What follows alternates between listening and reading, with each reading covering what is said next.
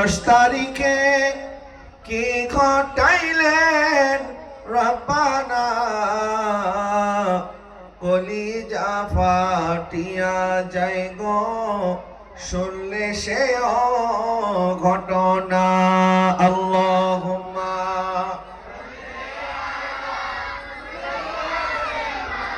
মাওলানা মুহাম্মদ ওয়া আলা আলি সাইয়্যিদিনা। সকাল একবার প্রাণ খুলে মন খুলে একবার বলুন আলহামদুলিল্লাহ, একবার বলুন সুবহানাল্লাহ, একবার বলুন আল্লাহু আকবার। মোহাব্বতের আওয়াজে বলুন লা ইলাহা ইল্লাল্লাহ মুহাম্মাদুর রাসূলুল্লাহ সাল্লাল্লাহু আলাইহি ওয়াসাল্লাম। এবার মোহাব্বতের আওয়াজে ঈমানি জজবা নিয়ে বলেন ইয়া রাসূলুল্লাহ, ইয়া হাবিবাল্লাহ, ইয়া রাহমাতাল লিল আলামিন। অধ্যক্ষের আয়োজিত আহলে বাইত রাসূল সাল্লাল্লাহু আলাইহি ওয়াসাল্লামের স্মরণে 10 দিন ব্যাপী 13তম আন্তর্জাতিক ঐতিহাসিক পবিত্র সোহাদায়ে কারবালা মাহফিল 2025 হিলফুল ফুজুল হযরত আনারুল্লাহ শাহ জি রহমাতুল্লাহি আলাইহি যুব কমিটির ব্যবস্থাপনায় এবং হামিদচর সর্বস্তর এলাকাবাসী এবং প্রবাসীদের সহযোগিতায় আজকের এই অধিবেশনের সম্মানিত সভাপতি, আজকের মাহফিলের সম্মানিত আলোচক, নূর হোসাইন মডেল মাদ্রাসার সম্মানিত অধ্যক্ষ মুজাহিদ আহলে সুন্নাত হযরত মাওলানা মোহাম্মদ শহীদ হোসেন আরমান সাহেব সহ আমার ডানে বামে অসংখ্য হযরতে উলামায়ে কেরাম এবং এই হিলফুল ফুজুল আনারুল্লাহ শাহ জি রহমাতুল্লাহি আলাইহি যুব কমিটির সকল সদস্য ভাইরা, অত্র এলাকার মুরব্বিয়ানে কেরাম, নওজোয়ান ভাইরা, অরুণ প্রাণের তরুণ ভাইরা, স্কুল কলেজ মাদ্রাসা ইউনিভার্সিটির ছাত্র ভাইরা, কচিকাচা মাসুম বাচ্চা সহ আমার পর্দানিশীন মা বোনেরা, আসসালামু আলাইকুম ওয়া রাহমাতুল্লাহি ওয়া বারাকাতুহু। মহান রব্বুল আলামিনের আলিশান দরবারে শুকরিয়া আদায় করছি যে আল্লাহ সুবহানাহু ওয়া তাআলা আমাদেরকে আহলে বাইতের স্মরণে এই আজিমুস শান মাহফিল আসার তৌফিক দিয়েছেন। এই জন্য আরেকবার বড় করে বলেন আলহামদুলিল্লাহ। এই মাহফিল আসতে পেরে আমরা সবাই খুশি না বেজার? 10 দিন ব্যাপী আপনারা আহলে বাইতের স্মরণে আয়োজন করে থাকেন, নিঃসন্দেহে এটা একটা মকবুল মাহফিল। কারণ যেখানে আমার নবীর পরিবারের আলোচনা হয়, আমার নবীর পরিবারের মহব্বত, এটা আল্লাহর মহব্বত, এবং আমার নবীর ফ্যামিলিকে ভালোবাসা, নবীকে ভালোবাসা, এটা আল্লাহকেই ভালোবাসা। কথা বলেন ঠিক কিনা? এবং প্রিয় নবী সাল্লাল্লাহু আলাইহি ওয়াসাল্লাম যেমন বেমিসাল, আমার নবীর পরিবারও বেমিসাল। কথা বলেন ঠিক কিনা? আমার নবীর যেমন কোনো তুলনা নাই, নবীর পরিবারের কোনো তুলনা। নামাজের মধ্যে দুনিয়ার অন্য কোনো পরিবারের কথা স্মরণ করলে, তাদেরকে সালাম দিলে নামাজ বাতিল হবে, কিন্তু আমার নবীর পরিবারকে সালাম না দিলে নামাজ বাতিল হবে। কথা বলেন ঠিক কিনা? এই জন্য হযরত ইমাম শাফি রাহমাতুল্লাহি আলাইহি বলেছিলেন, ইয়া আহলে বাইতে রাসূলিল্লাহ হুব্বুকুম, হে আহলে বাইত, আপনাদের ভালোবাসাকে আল্লাহ সুবহানাহু ওয়া তাআলা ফারদুম মিনাল্লাহি বিল কুরআনি আনজালাহু কিফাকুম মিন আযীমিল ফখরি আন্নাকুম মান লাম ইউসাল্লি আলাইকুম লা সালাতা লাহু। হে নবীর পরিবারের সদস্যগণ, আপনাদের শান, মান, ইজ্জত, আজমতকে আল্লাহ বুলন্দ করেছেন। আপনাদেরকে ভালোবাসা আল্লাহ আমাদের জন্য ফরজ করেছেন, এবং ওই ব্যক্তির নামাজ ততক্ষণ হবে না যতক্ষণ ওই নামাজের মধ্যে আপনাদের প্রতি সালাম না দিবে। সুবহানাল্লাহ বলেন। আল্লাহুম্মা সাল্লি আলা মুহাম্মদ ওয়া আলা আলি মুহাম্মদ। আছে না নাই? আল্লাহুম্মা বারিক আলা মুহাম্মদ ওয়া আলা আলি মুহাম্মদ। নবীজি সাল্লাল্লাহু আলাইহি ওয়াসাল্লামকে যখন সাহাবায়ে কেরাম ওনারা কিছু হাদিয়া দিলেন, চিন্তা করলেন নবীজি সাল্লাল্লাহু আলাইহি ওয়াসাল্লাম এত কষ্ট করেন আমাদের জন্য, দিন রাত মেহনত করেন, আমার নবী কামলিওয়ালা রাহমাতুল আলামিনকে যদি আমরা কিছুটা পারি একটু হাদিয়া দিলে নবীজির পরিবারের জন্য নবীজি খরচ করবেন। এই জন্য ওনারা কিছু টাকা পয়সা জমা করে নবীজির দরবার আরজ করলেন, ইয়া রাসূলুল্লাহ, হুজুর, আমরা অনেকে সিদ্ধান্ত নিয়েছি প্রত্যেক মাসে আমরা কিছু হাদিয়া আপনার নজরানায় আমরা পেশ করব আপনার পরিবারের জন্য। আল্লাহ সুবহানাহু ওয়া তাআলা বললেন, কুল লা আসআলুকুম আলাইহি আজরান ইল্লাল মাওয়াদ্দাতা ফিল কুরবা। ইয়া রাসূলুল্লাহ, আপনি আপনার সাহাবায়ে কেরামকে বলে দেন, আমার কোনো কাজের কোনো পারিশ্রমিক আমি তোমাদের কাছে চাই না। সুবহানাল্লাহ বলেন না। আমার নবীর পারিশ্রমিক আমরা কি কখনো আদায় করতে পারবো? এটা কি উম্মতের দ্বারা সম্ভব? আমরা টাকা পয়সা বাড়ি গাড়ি সবকিছু যদি আমার নবীর কদমে আমরা কোরবান করে দেই, আমার নবীজির একটা চোখের এক ফোঁটা পানি মোবারকের সমান পরিমাণ মূল্য আমরা কখনো আদায় করতে পারবো? আমার নবীকে আল্লাহ পাক বলে দেন, হাবিব বলে দেন তোমাদের কোনো কিছুর প্রয়োজনে আমি তোমাদের কাছে কিছু চাই না। কুল্লা আসআলুকুম আলাইহি আজরান ইল্লাল মাওয়াদ্দাতা ফিল কুরবা। একটা জিনিস চাই, একটা জিনিস তোমাদের কাছে দাবি করি, সেটা হচ্ছে আমার যারা আকারিব আছেন, আমার যারা আহলে বাইত আছেন, যারা আমার পরিবার আছেন, তোমরা তাদেরকে মহব্বত করো। সুবহানাল্লাহ বলেন। নবীজি সাল্লাল্লাহু আলাইহি ওয়াসাল্লামকে জিজ্ঞাসা করা হয়েছে, ইয়া রাসূলুল্লাহ, এই আয়াতের মধ্যে যাদের ভালোবাসার কথা আল্লাহ পাক ফরজ করেছেন তারা কারা? কাদেরকে ভালোবাসতে আল্লাহ পাক আমাদের জন্য আদেশ করেছেন? নবীজি বললেন, তারা হচ্ছে আমার আলী, আমার ফাতেমা এবং তার দুই সন্তান হাসনাইনি কারিমাইন। যারা বলেন না সুবহানাল্লাহ। যে কারণে আমরা একটা শব্দের সাথে পরিচিত, সেটা হচ্ছে পাকে পাঞ্জাতন। বলেন ওই শব্দটা কি? পাকে, অনেকে বলে পাক পাঞ্জাতন, এটা শিয়াদের আবিষ্কার, শিয়াদের শব্দ। বা আহলে বাইতের শানে যখন আমরা আলোচনা করি, মাহফিল করি, শানে আহলে বাইতের কথা শুনলে অনেকে বলে এটা শিয়াদের প্রোগ্রাম। নাউজুবিল্লাহ বলেন। নবীর পরিবার কি শুধু শিয়াদের না আমাদেরও? বলেন না, শিয়াদের না আমাদের? নবীর পরিবার আমাদের। আমরা নবীর পরিবারকে মহব্বত করি। আমরা শিয়া নই, আমরা রাফিজি নই, আমরা খারেজি নই।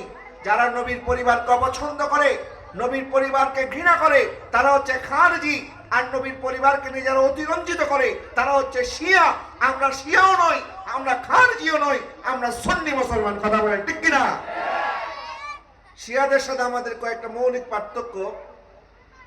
শিয়াদের মধ্যে যারা একদম কট্টর শিয়া, যারা এরা মনে করে যে জিবরিল আলাইহিস সালাম ভুল করে ওহি নিয়ে আলী রাদিয়াল্লাহু তাআলার কাছে না গিয়ে আমাদের নবীর কাছে চলে এসেছে। যারা বলেন না নাউজুবিল্লাহ। তারা মনে করে আলী রাদিয়াল্লাহু তাআলা হচ্ছে সবচেয়ে শ্রেষ্ঠ। এমনকি আলী রাদিয়াল্লাহু তাআলার শ্রেষ্ঠত্ব বর্ণনা করতে গিয়ে তারা আমার নবীর উপরে আলী রাদিয়াল্লাহু তাআলাকে প্রাধান্য দেয়। যারা বলেন না নাউজুবিল্লাহ। আরেক ধরনের শিয়া আছে যারা আলী রাদিয়াল্লাহু তাআলাকে প্রাধান্য দিতে গিয়ে সাহাবায়ে কেরামকে গালাগালি করে। নবীজি সাল্লাল্লাহু আলাইহি ওয়াসাল্লাম ইরশাদ করেছেন, লা তাসুব্বু আসহাবি, আমার সাহাবীকে তোমরা মন্দ বলিও না। আল্লাহ আল্লাহ সাহাবী, আমার সাহাবীদের ব্যাপারে তোমরা আল্লাহকে ভয় করো। নবীর প্রত্যেক সাহাবী জান্নাতি। বলেন আমার নবীর প্রত্যেক সাহাবী কি? জান্নাতি। আলী রাদিয়াল্লাহু তাআলার ভালোবাসার কথা বলে নবীর কোন সাহাবীকে কেউ যদি গালমন্দ করে, তখন আমরা বুঝবো সে সুন্নি নয়, সে হচ্ছে শিয়া। বলে সে কি? শিয়া। শিয়াদের আরেকটা খাসলাত, হযরত আলী রাদিয়াল্লাহু তাআলা আনহুর ব্যাপারে আমার নবীজি সাল্লাল্লাহু আলাইহি ওয়াসাল্লাম ইরশাদ করেছেন, মান কুনতু মাওলাহু ফাহাযা আলীউন মাওলাহু। আমি যার অভিভাবক, আমি যার বন্ধু, আমার আলীও তার বন্ধু। সুবহানাল্লাহ বলেন। আমি যার অভিভাবক, আমার আলীও তার অভিভাবক। এই দিন 18 জিলহজ নবীজি সাল্লাল্লাহু আলাইহি ওয়াসাল্লাম বিদায় হজের ভাষণ দিয়ে যখন মদিনায় পাকে ফিরছেন, তখন গাদেরে খুম নামক জায়গার মধ্যে আমার নবীজি হযরত আলী রাদিয়াল্লাহু তাআলার হাত ধরে আমার নবী ঘোষণা করেছেন, আমি যার বন্ধু, আমার আলীও তার বন্ধু। সুবহানাল্লাহ বলেন। এটার একটা প্রেক্ষাপট আছে, এটা একটা কারণ আছে। কারণটা কি? হযরত আলী রাদিয়াল্লাহু তাআলা আনহুকে আমার নবীজি ইয়ামনের শাসনকর্তা নিযুক্ত করেছেন। উনি ইয়ামনের কাজী ছিলেন, বিচারক ছিলেন।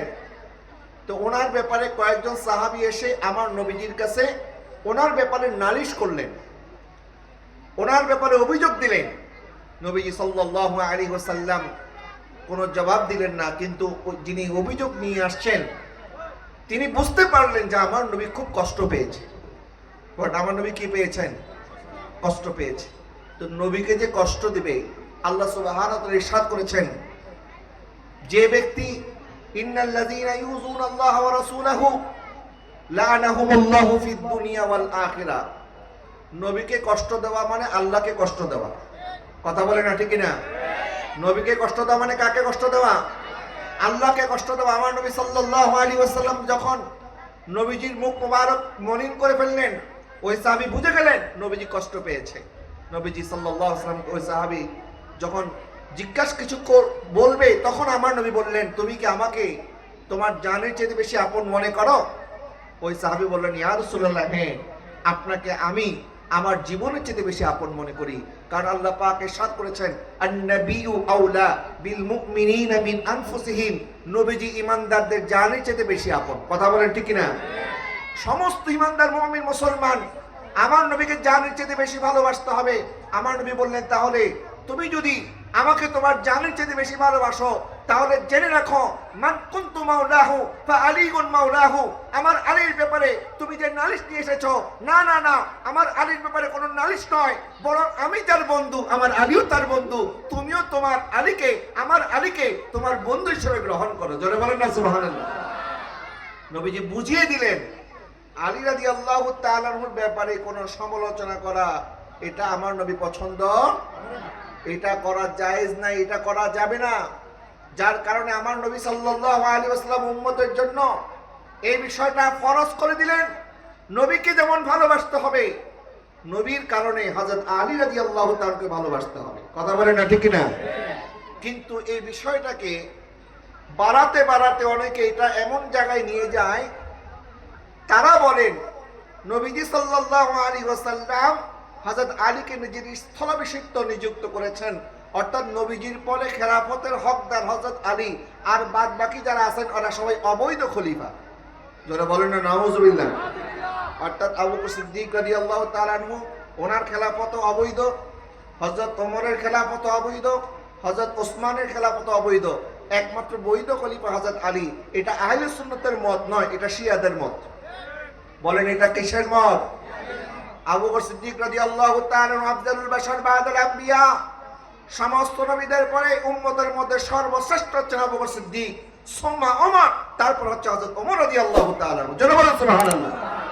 নবীজি সাল্লাল্লাহু আলাইহি ওয়াসাল্লাম একদিন মসজিদ নববী থেকে বের হচ্ছেন, অনেক ভিড়ের মধ্যে ধাক্কাধাক্কির মধ্যে নবীজি ডান হাত দিয়ে হযরত আবু বকর সিদ্দিককে ধরলেন, বাম হাত দিয়ে হযরত ওমর রাদিয়াল্লাহু তাআলাকে ধরলেন। নবীজি বললেন, শোনো, আমি যেভাবে আমার ডান হাত আবু বকরকে ধরেছি, বাম হাত ওমরকে ধরেছি, হ্যাঁ কাজা নুবাসু ইয়াউমাল কিয়ামা, কিয়ামতের ময়দানে আমরা তিনজন এইভাবে একসাথে উঠব। আরেকটু জোরে বলেন না সুবহানাল্লাহ। বুখারী শরীফের মধ্যে আছে, নবীজি সাল্লাল্লাহু আলাইহি ওয়াসাল্লাম বসে আছেন, একজন বৃদ্ধা মহিলা একটা ওনার সমস্যা নিয়ে নবীজির কাছে আসলেন। নবীজির সমস্যার সমাধান বলে দিলেন। ওই মহিলা যখন চলে যাচ্ছেন, তখন নবীজি বললেন, তুমি আবারও আসিও। তো বৃদ্ধা মহিলা বলছেন, ইয়া রাসূলুল্লাহ, হুজুর, আমি যদি আবার আসি তখন যদি আপনি না থাকেন? মানে উনি বুঝাতে চাইলেন, ইয়া রাসূলুল্লাহ, আপনি তো এক সময় ওফাত বরণ করে রওজা মুবারকে চলে যাবেন, তখন আমি কার কাছে আসব? তখন আমার নবী বললেন, আমি যদি না থাকি আমার আবু বকর কত থাকবে?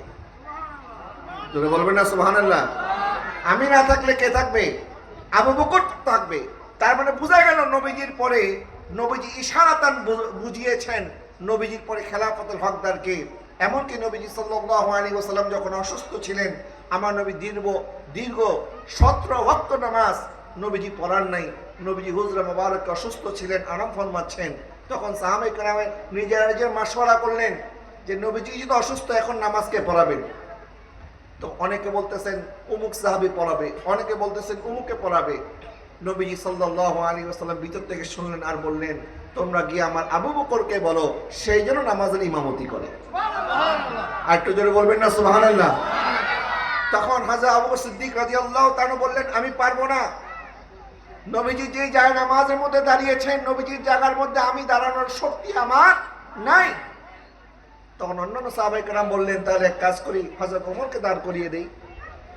আর এইদিকে হযরত আয়েশা রাদিয়াল্লাহু তাআলা না, উনি বলেন, ইয়া রাসূলুল্লাহ, হুজুর, আসলে তো আপনি জানেন আমার আব্বাজান আবু বকর সিদ্দিক রাদিয়াল্লাহু তাআলা আনহুর মনটা অনেক নরম, তো তিনি আপনার জায়গায় দাঁড়িয়ে নামাজ পড়ানোর মতো মানসিক শক্তি ওনার নাই। সবাই যেহেতু চাচ্ছে হযরত ওমরকে পড়াতে, হযরত ওমর পড়িয়ে দেয়। আমার নবী সাল্লাল্লাহু আলাইহি ওয়াসাল্লাম বলেন, মুনু আবু বকর, আমি যেটা বলছি সেটাই করো। আমার আবু বকর থাকতে আর কেউ নামাজ ইমামতি করতে পারবে না, আমার আবু বকরকে নামাজ ইমামতি করতে হবে। জোরে বলেন সুবহানাল্লাহ। তাহলে বোঝা গেল হযরত আবু বকর সিদ্দিক রাদিয়াল্লাহু তাআলা আনহু উনি জোর করে খলিফা হয় নাই। হযরত ওমর রাদিয়াল্লাহু তাআলা আনহু জোর করে খলিফা হয় নাই। হযরত ওসমান রাদিয়াল্লাহু তাআলা আনহু জোর করে খলিফা হয় নাই। বরং ওনারা যখন খলিফা হয়েছেন তখন ওনাদের হাতেও হযরত আলী রাদিয়াল্লাহু তাআলা আনহু বায়াত গ্রহণ করেছেন। সুবহানাল্লাহ বলেন। তাহলে যারা এই কথা বলেন হযরত আলী রাদিয়াল্লাহু তাআলা আনহু একমাত্র বৈধ খলিফা আর বাকিরা অবৈধ, তাহলে আমাকে বলেন আলী রাদিয়াল্লাহু তাআলা আনহু কি অবৈধ খলিফার বায়াত গ্রহণ করেছেন? বলেন না, উনি কি অবৈধ খলিফার বায়াত গ্রহণ করেছেন? তো উনি যদি মেনে নিতে পারেন, আমরা মেনে নিতে অসুবিধা কোথায়? তাহলে বোঝা গেল আজকে আলী রাদিয়াল্লাহু তাআলার অতি ভক্তির নামে যারা এই কাজ করছে এরা আসলে সুন্নি নয়, সহি আকীদা নয়, এরা শিয়া। কারণ অতি ভক্তি চোরের লক্ষণ। কথা বলেন না ঠিক কিনা? অতি ভক্তি কিসের লক্ষণ? চোরের লক্ষণ। হ্যাঁ, আপনি গা দিলে খুন করেন, আলী রাদিয়াল্লাহু তাআলার শান বলেন, এই হাদিসগুলি আপনি বলেন, কোনো অসুবিধা নাই। মান কুনতু মাওলাহু ফাহাযা আলিউন মাওলাহু, এই হাদিসকে কেউ অস্বীকার করার কোনো সুযোগ নাই। এই হাদিসের আলোচনা করেন, এই হাদিস মানুষকে জানান। আমাদের দেশে একদল মানুষ আহলে বাইতের কথা বলতেই ভয় পায়, কারণ মনে করে আহলে বাইতের কথা বললে মানুষ শিয়া ট্যাগ লাগাই দিবে। এরকম কিছু মানুষও খারিজি মাইন্ডসেটের মানুষ আছে না নাই? শাহাদাতে কারবালা মাহফিল সুন্নিরা ছাড়া এই বাংলাদেশের মধ্যে সুন্নি দাবিদার অন্য কেউ আপনি খুব কম মানুষ পাবেন। তারা মহরমের 10 তারিখ আসলে এজিদের প্রশংসা করতে মাঠে নেমে যায়, ইমাম হোসেনের প্রশংসা করতে পারে না। কথা বলে না ঠিক কিনা? এরকম আছে না নাই? আহলে বাইত কি শুধুমাত্র শিয়াদের সম্পদ নাকি? আহলে বাইতকে নিয়ে আমাদের আলোচনা করতে হবে। আলী রাদিয়াল্লাহু তাআলার ব্যাপারে আমার নবী সাল্লাল্লাহু আলাইহি ওয়াসাল্লাম বলেছেন, একবার আমার নবী এক যুদ্ধের ময়দানে যাচ্ছেন, তো হযরত আলী রাদিয়াল্লাহু তাআলা বলে, আলী তুমি মদিনাবাসীর দেখাশোনার জন্য তুমি মদিনায় থেকে যাও। নবীজি হযরত আলীকে রেখে গেলেন। আলী রাদিয়াল্লাহু তাআলা বলছেন, হুজুর আপনি আমাকে রেখে যাচ্ছেন মদিনার বাচ্চা কাচ্চা মহিলাদের দেখাশোনা করার জন্য, আমার তো মন চায় আমিও আপনার সাথে ইহাদের ময়দানে যাব। নবীজি সাল্লাল্লাহু আলাইহি ওয়াসাল্লাম বলেন, আলী তুমি কি এটাতে সন্তুষ্ট নও? মূসা আলাইহিস সালামের সাথে হারুনের যেমন সম্পর্ক, আমার সাথে তুমি আলীর তেমন সম্পর্ক, কিন্তু শুধু পার্থক্য হচ্ছে হারুন আলাইহিস সালাম উনিও নবী ছিলেন, কিন্তু আমার পরে আর কোনো নবী নাই। সুবহানাল্লাহ বলেন না? আমার পরে আর কোনো নবী। মূসা আলাইহিস সালামের সাথে হারুন আলাইহিস সালামের যে সম্পর্ক ছিল, নবীজি বললেন আমার সাথে তোমার সেই সম্পর্ক। মদিনায় পাকে যখন নবীজি হিজরত করলেন, মুহাজির সাহাবীদের সাথে আনসার সাহাবীদের একটা ভ্রাতৃত্বের বন্ধন আমার নবীজি স্থাপন করে দিলেন। অর্থাৎ যে সমস্ত মুহাজির সাহাবায়ে কেরাম মক্কার ভূমি ছেড়ে ওনারা মদিনায় চলে এসেছেন, ওনাদের তো কোনো বাড়ি নাই, ঘর নাই, স্ত্রী নাই, সম্পদ নাই, কিছু নাই। আমার নবী বললেন, আমার মদিনার আনসার সাহাবী তোমরা যারা আছো, আমার মুহাজির যে সমস্ত সাহাবায়ে কেরাম আমার সাথে মক্কা থেকে এসেছেন, তোমরা তাদেরকে আশ্রয় দিতে হবে, ঘর দিতে হবে। যার 2টা ঘর আছে একটা ঘর তোমরা তাকে দিয়ে দিবে, যার 2টা ব্যবসা প্রতিষ্ঠান আছে একটা ব্যবসা দিয়ে দিবা, যার 2টা দোকান আছে একটা দোকান দিয়ে দিবা। এরকম করে আমার নবী একজন সাহাবীর সাথে আরেকজন সাহাবীকে ভ্রাতৃত্বের বন্ধনে স্থাপন করে দিলেন। একজন মুহাজির সাহাবীর জন্য একজন আনসার সাহাবীকে ভাই নিযুক্ত করলেন, কিন্তু আলী রাদিয়াল্লাহু তাআলা আনহুর জন্য নবী কাউকে নিযুক্ত করে নাই। আমার কথাটাকে বুঝে আসছে? অর্থাৎ উনি মুহাজির, উনি আনসার, হামিদচরের বাসিন্দা উনি, এখন উনি আসছে হিজরত করে, ওনার কোনো ঘর নাই, বাড়ি নাই। নবীজি সাল্লাল্লাহু, আমি বোঝানোর জন্য বলছি, নবীজি একজনকে দায়িত্ব দিলেন, একজন আনসার সাহাবীকে, যে তুমি অমুক সাহাবীর দায়িত্ব নিবা। আরেকজনকে দায়িত্ব দিলেন, তুমি তার দায়িত্ব নিবা। এক একজন আনসার সাহাবী এক একজন মুহাজিরের দায়িত্ব নিলেন। কিন্তু আলী রাদিয়াল্লাহু তাআলার সাথে কোনো মুহাজির সাহাবী আনসার সাহাবীর সাথে নবীজি এরকম কাউকে দায়িত্ব দেয় নাই। হযরত আলী রাদিয়াল্লাহু তাআলা বলেন, ইয়া রাসূলুল্লাহ, হুজুর আপনি যে আমাকে কারো ভাই বানাইলেন না, সবার তো ভাই হয়ে গেল, আমার তো কোনো ভাই নাই। আমার নবী সাল্লাল্লাহু আলাইহি ওয়াসাল্লাম বললেন, আলী দুনিয়া এবং আখিরাতে তুমি হচ্ছে আমার ভাই। আর একটু জোরে বলেন না সুবহানাল্লাহ। নবীজির চাইতে উত্তম আর কেউ আছে? বললেন, আলী তোমার এই আনসারি কোনো ভাইয়ের দরকার নাই, বরং দুনিয়া এবং আখিরাতে আমি তোমার জন্য যথেষ্ট। হযরত আয়েশা সিদ্দিকা রাদিয়াল্লাহু তাআলা বলেন, আমার আব্বাজান হযরত সাইয়েদনা আবু বকর সিদ্দিক রাদিয়াল্লাহু তাআলা প্রায় আমি দেখতাম উনি হযরত আলীর চেহারা মোবারকের দিকে তাকায় থাকে। সুবহানাল্লাহ বলেন। নবীর সাথে তাদের সম্পর্ক লেগে যায়। যেমন আমার হুজুর কেবলায়ে আলম আল্লামা সৈয়দ মোহাম্মদ তাহের শাহ মাদ্দাজিলুল আলী মঞ্চে বেশি একটা বয়ান করে না, মুক্তাসার হুজুর নসিহত করেন, কিন্তু হুজুরের চেহারা মোবারক দেখার জন্য লক্ষ লক্ষ আশিক রাসূল চাতক পাখির মতো চেয়ে থাকে। কথা বলে ঠিক কিনা? কেন? কারণ উনি তো নবীর আওলাদ। বলেন উনি কি নবীর আওলাদ? তাহলে নবীজির এত নিচের আওলাদ, 41তম বংশধর আর আলী রাসূল আল্লামা তাহের শাহ মাদ্দাজিলুল আলীর চেহারা মোবারকের মধ্যে যদি এমন নূর থাকে, হযরত আলীর চেহারার মধ্যে কত নূর ছিল, হাসনাইনে কারিমাইনের চেহারা মোবারকের মধ্যে কত নূর ছিল। হযরত আবু বকর সিদ্দিক রাদিয়াল্লাহু তাআলা প্রায় ওনার চেহারার দিকে তাকায় থাকতেন। তো একদিন আম্মা জান আয়েশা সিদ্দিকা রাদিয়াল্লাহু তাআলা জিজ্ঞাসা করলেন, আব্বা জান আপনি হযরত আলীর চেহারার দিকে এইভাবে তাকায় থাকেন কেন? তখন হযরত আবু বকর সিদ্দিক রাদিয়াল্লাহু তাআলা বললেন, কারণ আমি আমার নবীকে বলতে শুনেছি আমার আলীর দিকে তাকিয়ে থাকা এটাও একটা ইবাদত। হযরত আলী রাদিয়াল্লাহু তাআলার চেহারার দিকে তাকায় থাকা এটাও কি একটা ইবাদত? এবং যার ইলম সম্পর্কে আমার নবী সাল্লাল্লাহু আলাইহি ওয়াসাল্লাম বলেছেন, আনা মাদিনাতুল ইলম ওয়া আলীউন বাবুহা, আমি হচ্ছে ইলমের রাজধানী, ইলমের শহর, আর ওই শহরের দরজা হচ্ছে আমার আলী। সুবহানাল্লাহ বলেন।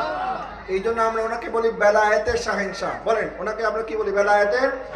নবীজির কাছে তরিকতের ইলম, শরীয়তের ইলম, মারিফতের ইলম, বেলায়েতের যেই সমস্ত খাজানা আমার নবীকে আল্লাহ পাক দান করেছেন, ওই ইলম যদি কেউ অন্বেষণ করতে হয়, আলী রাদিয়াল্লাহু তাআলা বলেছেন যে আমার নবীর কাছে কেউ যদি একবার আসে, আমার কাছে দুইবার আসতে হবে। জোরে বলেন না সুবহানাল্লাহ। নবীর কাছে একবার গেলে আলী রাদিয়াল্লাহু তাআলার কাছে যেতে হবে কয়বার? কেন? কারণ আপনি যখন কোনো ঘরে যান, দরজার সাথে আপনার সাক্ষাৎ হয় দুইবার। একবার ঢোকার সময় একবার সাক্ষাৎ হয়, বের হওয়ার সময় আরেকবার সাক্ষাৎ হয়। তাহলে নবী হচ্ছেন ইলমের শহর, আর ওই শহরের দরজা হচ্ছেন আলী। তাহলে আমার নবীর সাথে যে দেখা করতে যাবে, যাওয়ার সময় একবার আলী রাদিয়াল্লাহু তাআলার সাক্ষাৎ হবে, আসার সময় আরেকবার সাক্ষাৎ হবে। জোরে বলেন সুবহানাল্লাহ। ইয়া রাসূলুল্লাহ ইয়া হাবিবাল্লাহ, বলেন ইয়া রাসূলুল্লাহ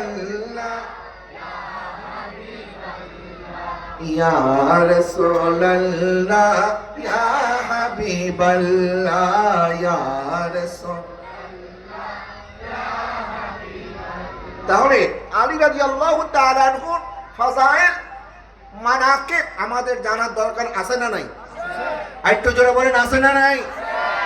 18 জিলহজ যারা গাদের হুকুম পালন করেন, গাদের হুকুমের মধ্যে আলী রাদিয়াল্লাহু তাআলা এই সমস্ত শান, ইজ্জত, আজমত, রিফাত বেশি করে আলোচনা করেন, কিন্তু সেই গাদের হুকুম পালন করার নামে সাহাবায়ে কেরামের শানে গোস্তাকি করবেন, সাইয়েদনা সিদ্দিক আকবর রাদিয়াল্লাহু তাআলা আফজালিয়াতকে অস্বীকার করবেন, হযরত আবু বকর সিদ্দিক, হযরত ওমর, হযরত ওসমান ওনাদেরকে গালাগালি করবেন, আম্মা জান আয়েশাকে তহমত দিবেন, আমিরে মুয়াবিয়া রাদিয়াল্লাহু তাআলা আনহুকে মুনাফিক ডাকবেন।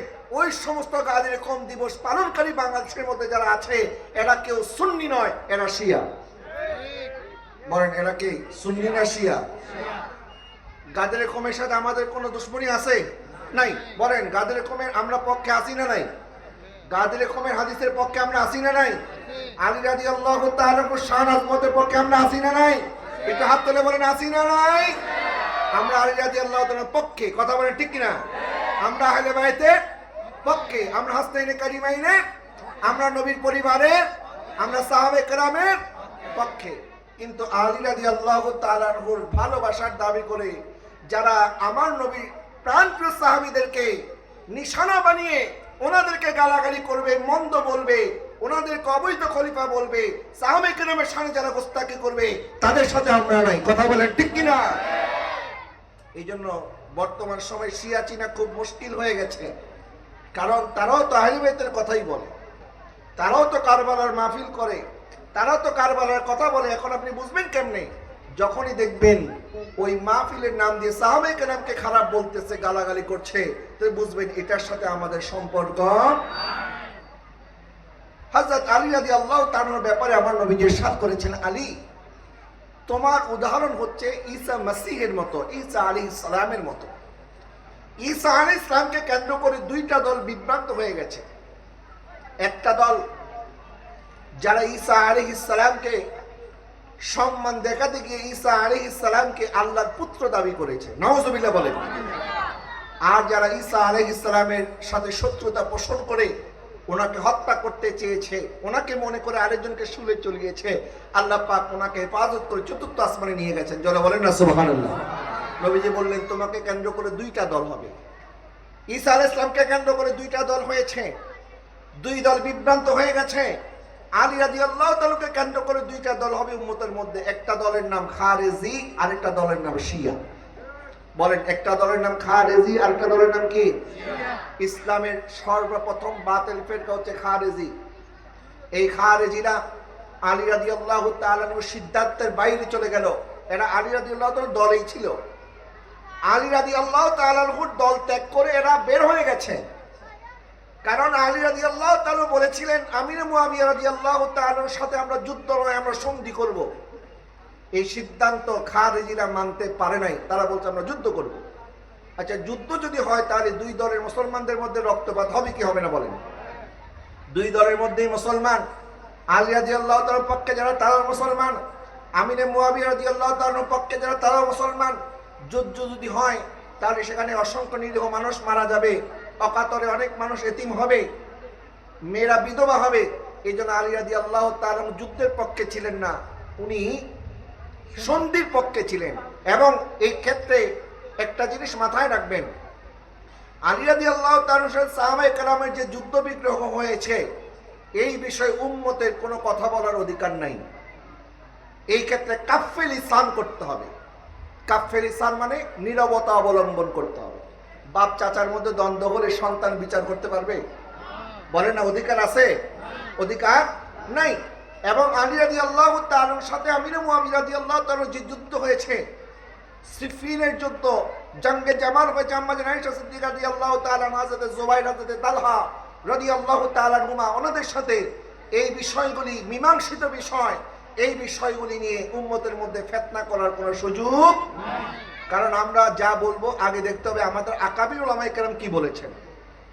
আমাদের আকাবির, ওনারা দেখবেন তারা আকাবিররা কি বলেছেন। আমাদের একটা সিলসিলা আছে না নাই? একটা ধারাবাহিকতা আছে না? আমরা বেশি বুঝবো না বড় পীর আব্দুল কাদের জিলানী রাদিয়াল্লাহু তাআলা বেশি বুঝেন?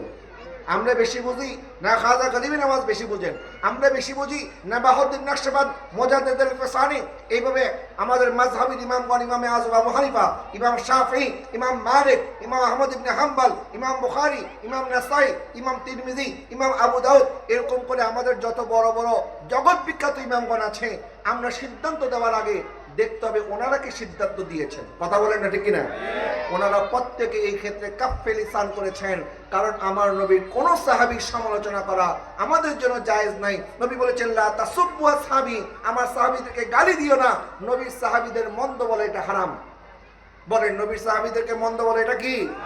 তাদের কোনো সমালোচনা করা যাবে না। তবে আমার নবী সাল্লাল্লাহু আলাইহি ওয়াসাল্লাম দোয়া করেছেন, আল্লাহ আমার আলী যেই দিকে হক যেন সেই দিকে থাকে। একটু যেন বলেন না সুবহানাল্লাহ।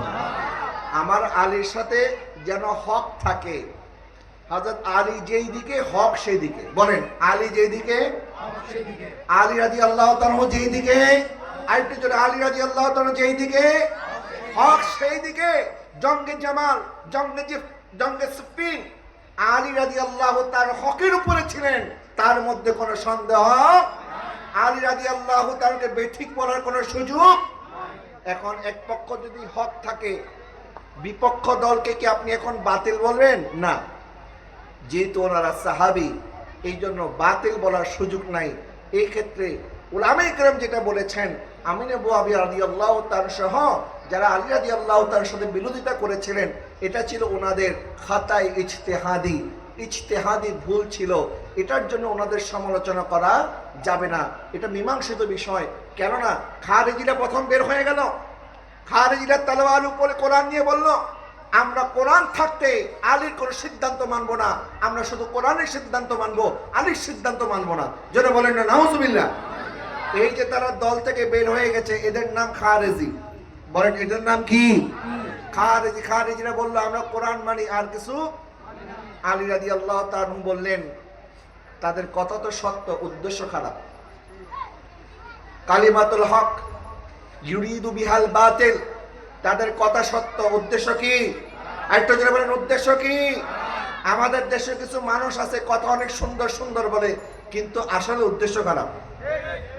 সামনে ভোট আসতেছে, দেখবেন একদল লোক বলবে আমাদেরকে ভোট দেওয়া মানে কোরআনকে ভোট দেওয়া। এরকম কিছু বলার মতো লোক আছে না নাই? দেখবেন চলে আসবে। আগেও বলেছে, কিছুদিন আগে আমি একজনের কথা শুনলাম, এক রাজনীতিবিদ ইসলামী দল করে, সে বলতেছে আমাদের বিরোধিতা করা মানে কোরআনের বিরোধিতা করা। জোরে বলেন না নাউজুবিল্লাহ। দেখেন তাদের বিরোধিতা করাকে কিসের বিরুদ্ধে বানিয়ে দিছে? কোরআনের বিরোধিতা। অথচ তোমরা যেই বর্তমান বাংলাদেশের মধ্যে যে গণতন্ত্রের কথা, আমাদের সংবিধানের মধ্যে আল্লাহ এবং রসুলের প্রতি আস্থা বিশ্বাস, এইটা লেখে নিজের দলীয় সংবিধান লেখা যাবে না। তাহলে গণতান্ত্রিক দেশের মধ্যে অনেক জিনিস আছে যেটা অনইসলামিক, এটা আপনাকে মানতে হবে, কিছু করার নাই। আমাদের দেশের মধ্যে ব্যাংক ব্যবস্থা, সুদ আছে না নাই? এখন ইসলামী রাষ্ট্রের মধ্যে সুদ চলতে পারবে? বলে না পারবে। আমাদের দেশে অনেক বড় বড় ক্লাব আছে, যে সমস্ত ক্লাবের মধ্যে মদের লাইসেন্স দেওয়া হয়, এরকম আছে না নাই? আমাদের দেশে অনেক বৈধ পতিতালয় আছে না নাই? এখন আপনি এই দেশের সমস্ত আইন কানুন মেনে, এই দেশের সমস্ত আইন কানুন যদি মেনে আপনি রাজনীতি করতে চান, তাহলে ইসলামী রাজনীতি পরিপূর্ণ করা যাবে না। আমাদের দেশে যে সমস্ত রাজনৈতিক দল ইসলামের নাম ব্যবহার করে, অথবা অন্য সেকুলার দল, এরাও দেখবেন ভোটের জন্য কোরআনের কথা বলবে, মসজিদের কথা বলবে, মাথার মধ্যে টুপি লাগাবে। যখন যেখানে মাজারে যাওয়া দরকার, সারা বছর মাজারের বিরুদ্ধে ফতোয়া দিছে, এখন আবার মাজারেও যায়, এরকম আছে না নাই? এটাকে বলা হয় মুনাফিক। বলেন এদেরকে কি বলা হয়? ভোটের সময় মাজারের প্রয়োজন হয়। তো যারা ইসলামের লেবাস দিয়ে এইভাবে আমাদের দেশের মধ্যে রাজনীতি করে, এদের অধিকাংশের সাথে ইসলামের কোনো সম্পর্ক নাই, কিন্তু কথা বলে অনেক সুন্দর সুন্দর। হযরত আলী রাদিয়াল্লাহু তাআলা বলেন, এরা হচ্ছেন কথা সুন্দর কিন্তু উদ্দেশ্য খারাপ। কথা সুন্দর, উদ্দেশ্য কি? খারাপ। এই জন্য উদ্দেশ্য কি বুঝতে হবে। ইন্নামাল আমালু বিন্নিয়াত। যারা সেদিন আলী রাদিয়াল্লাহু তাআলার বিরোধিতা করার জন্য বলেছিল আমরা কোরআনের আইন মানি, আলীর আইন মানি না, তারা কি আলী রাদিয়াল্লাহু তাআলার বিরোধিতা করেছে না শরীয়ত লঙ্ঘন করেছে? শরীয়ত লঙ্ঘন করেছে। আলী রাদিয়াল্লাহু তাআলা বলেন তাদেরকে গ্রেফতার করো, তাদেরকে যেখানে পাও সেখানে ধরো। এবং এই সমস্ত খারিজিদের ব্যাপারে আমার নবী আগেই সতর্কবার্তা দিয়েছেন। এই খারিজি সম্প্রদায় এখনো আছে, কিয়ামতের আগেও থাকবে। নবীজি সাল্লাল্লাহু আলাইহি ওয়াসাল্লাম যখন গনিমতের মাল বন্টন করছেন, এক মুনাফিক বলতেছে, ইয়া রাসূলুল্লাহ, আপনি গনিমতের মাল কম বেশ করে বন্টন করতেছেন, আপনি ইনসাফ করেন, ইনসাফ করে বন্টন করেন। নাউজুবিল্লাহ বলেন। নবীজি বলেন, আমি যদি ইনসাফ না করি আর কে ইনসাফ করবে? আমি তো এসেছি ইনসাফ প্রতিষ্ঠা করার জন্য, আদালত প্রতিষ্ঠা করার জন্য। আলী হযরত ওমর রাদিয়াল্লাহু তাআলা বলেন, ইয়া রাসূলুল্লাহ, হুজুর আপনি আমাকে অনুমতি দেন, এই মুনাফিকের গর্দান আমি উড়াইয়া দেব। আমার নবী বললেন, ওমর তাকে ছেড়ে দাও, আর শোনো তার বংশ কিয়ামত পর্যন্ত থাকবে, এই চরিত্রের মানুষ থাকবে, তাদের দাড়ি থাকবে, টুপি থাকবে, পাগড়ি থাকবে, এবং তারা টাকনুর অনেক উপরে উপরে তারা কাপড় পরবে, এবং তাদের কোরআন তেলাওয়াত এত সুন্দর হবে, কিন্তু তাদের হলকের নিচে কোরআন প্রবেশ করবে না। তাদের অন্তর থেকে ইমান এমন ভাবে বের হয়ে যাবে যেভাবে তীর মানুষ একটা পাখির কলিজা ছিদ্র করে বের হয়ে যায়, তাদের অন্তর থেকে ইমান এইভাবে বের হয়ে যাবে। তাদের নামাজ অনেক সুন্দর হবে, কিন্তু এই নামাজের কোনো মূল্য। তাহলে বোঝা গেল ওই খারেজি এখনো আছে না নাই? আলী রাদিয়াল্লাহু তাআলা তাদেরকে ধরে আনতে পাঠালেন। এরপরে আলী রাদিয়াল্লাহু তাআলাকে বেশি মহব্বত করতে গিয়ে আরেকটা দলের আবির্ভাব হয়ে গেল, এটা হচ্ছে শিয়া। হযরত ইমাম হাসান রাদিয়াল্লাহু তাআলা আনহুর সাথে হযরত আমির ও মুয়াবিয়ার চুক্তি হলো, সন্ধি হলো। সহিহ বুখারীর মধ্যে এসেছে, আমার নবী সাল্লাল্লাহু আলাইহি ওয়াসাল্লাম, ইমাম হাসান যখন ছোট, ইমাম হাসানকে দেখে আমার নবী বললেন, ইবনি হাযা সাইয়্যিদুন, আমার সন্তান হাসান সে হবে একজন নেতা। আরেকটু জোরে বলেন না সুবহানাল্লাহ। আমার সন্তান হাসান কি হবে? আরেকটু জোরে কি হবে? নেতা হবে। কেমন নেতা হবে? আমার নবী বললেন, কারণ তার মাধ্যমে আমার আল্লাহ আমার উম্মতের দুইটা বৃহত্তম দলকে ঐক্যবদ্ধ করে দিবেন, তার মাধ্যমে আমার উম্মত ফিতনা ফাসাদ থেকে মুক্ত হবে। সুবহানাল্লাহ বলেন। রক্তপাত থেকে ইমাম হাসান উম্মতকে রক্ষা করেছেন। ইমাম হাসান রাদিয়াল্লাহু তাআলা আনহু যখন দেখলেন একদিকে আমির মুয়াবিয়া রাদিয়াল্লাহু তাআলা অনুসারী, আরেকদিকে হযরত আলী রাদিয়াল্লাহু তাআলা অনুসারী, উভয় যদি যুদ্ধে লিপ্ত হয় হাজার হাজার মুসলমান শাহাদাত বরণ করবে, হাজার হাজার সাহাবায়ে কেরাম শাহাদাত বরণ করবে। এই জন্য উনি বললেন, আমি আমার তক চাই না, আমার সিংহাসন চাই না, আমি পদবি চাই না। যেহেতু আমির মুয়াবিয়া উনি একজন সিনিয়র সাহাবী, সেই জন্য হযরত আলী ওনাকে খলিফা নিযুক্ত, হযরতে ইমাম হাসান ওনাকে খলিফা নিযুক্ত করেছেন। সুবহানাল্লাহ বলেন। আমরা আলী রাদিয়াল্লাহু তাআলা আনহুকে মানি কি মানি না? ইমাম হাসানকে মানি কি মানি না? ইমাম হোসেনকে মানি কি মানি না? তা ওনাদেরকে যদি আমরা মানি তাহলে আমির মুয়াবিয়াকেও মানতে হবে। কেন? কারণ ইমাম হাসানই তো আমির মুয়াবিয়াকে খলিফা নিযুক্ত করেছেন। যারা বলেন না সুবহানাল্লাহ। এই জন্য আমরা শুধুমাত্র হোসাইনি মুসলমান নয়, আমরা হাসানি এবং আমরা হোসাইনি। বলেন আমরা হাসানি এবং আমরা ইমাম হাসানকেও মানি, আমরা ইমাম হোসাইনকেও মানি। কারণ আমার নবী সাল্লাল্লাহু আলাইহি ওয়াসাল্লাম উভয়কে বলেছেন, হুমা রায়হানাতা মিনাদ দুনিয়া, আমার হাসান এবং হুসাইন তারা হচ্ছে আমার জান্নাতের দুইটা ফুল। নবীজি সাল্লাল্লাহু আলাইহি ওয়াসাল্লাম, আমরা যেমন ফুলের ঘ্রাণ নেই, ফুলের ঘ্রাণ, নবীজি ইমাম হাসান এবং ইমাম হুসাইনের শরীরের ঘ্রাণ নিতেন। দুনিয়ার অনেক নানা আছে নাতিকে মহব্বত করে, আছে না নাই? নানারা নাতিকে মহব্বত করে, এটা স্বাভাবিক। কিন্তু আমার নবী এমন মহব্বত করতেন, আমার নবী নিজে ঘোড়া হয়ে যেতেন, উট হয়ে যেতেন, ওনাদেরকে সাওয়ার করতেন। আর আমার নবী বলতেন, ও হুসাইন, ও হাসান, একটা ঘোড়ার তো লাগাম থাকে, আর তোমাদের উটের লাগাম হচ্ছে আমি নবীর জুলফি মুবারক। যে জুলফি মুবারকের কথা আল্লাহ পাক বলেছেন, ওয়াদ-দুহা ওয়াল-লাইলি ইযা সাজা। দুহা বলা হয় ফজরের পর সূর্যের যে রোশনি আকাশটা ছেয়ে দেয়। আল্লাহ সুবহানাহু ওয়া তাআলা আমার নবীর চেহারা মুবারকের সাদৃশ্যের কথা বলেছেন, ওয়াদ-দুহা ওয়াল-লাইলি ইযা সাজা। রাত যখন গভীর হয়ে যায়, অন্ধকার হয়ে যায়, কালো বর্ণ ধারণ করে, তখন আর কিচ্ছু দেখা যায় না। আমার নবীর কালো চুল মুবারকের সাথে আল্লাহ পাক সেই সময়ের সাদৃশ্য দিয়েছেন। যারা বলেন না সুবহানাল্লাহ। কবি ইয়াসিন কবি তাহা কবি ওয়াল্লাইলা, जिनकी कसमें मेरा रब खाता है, जिनकी कसमें मेरा रब खाता है, कितने दिलकश मेरे महबूब की सूरत होगी। अल्लाहुम्मा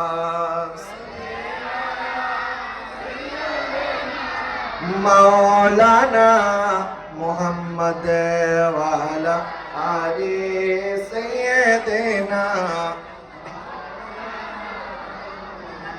তো আমি বলছিলাম, নবীজি সাল্লাল্লাহু আলাইহি ওয়াসাল্লাম যাদেরকে এমন বেশি মায়া করতেন, মহব্বত করতেন, আল হাসান ওয়াল হুসাইন সাইয়্যিদা শাবাবি আহলিল জান্নাহ, যাদেরকে জান্নাতের যুবকদের সর্দার ঘোষণা করেছেন, আমরা সেই হাসানি এবং সেই হুসাইনি। কথা বলেন না ঠিক কিনা?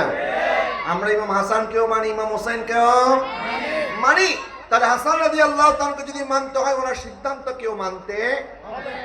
উনি হযরত আমির মুয়াবিয়ার সাথে যেহেতু সুলহ করেছেন, তাহলে আমরা দ্বন্দ্ব করতে পারি না। বলেন আমরা দ্বন্দ্ব করতে পারি না।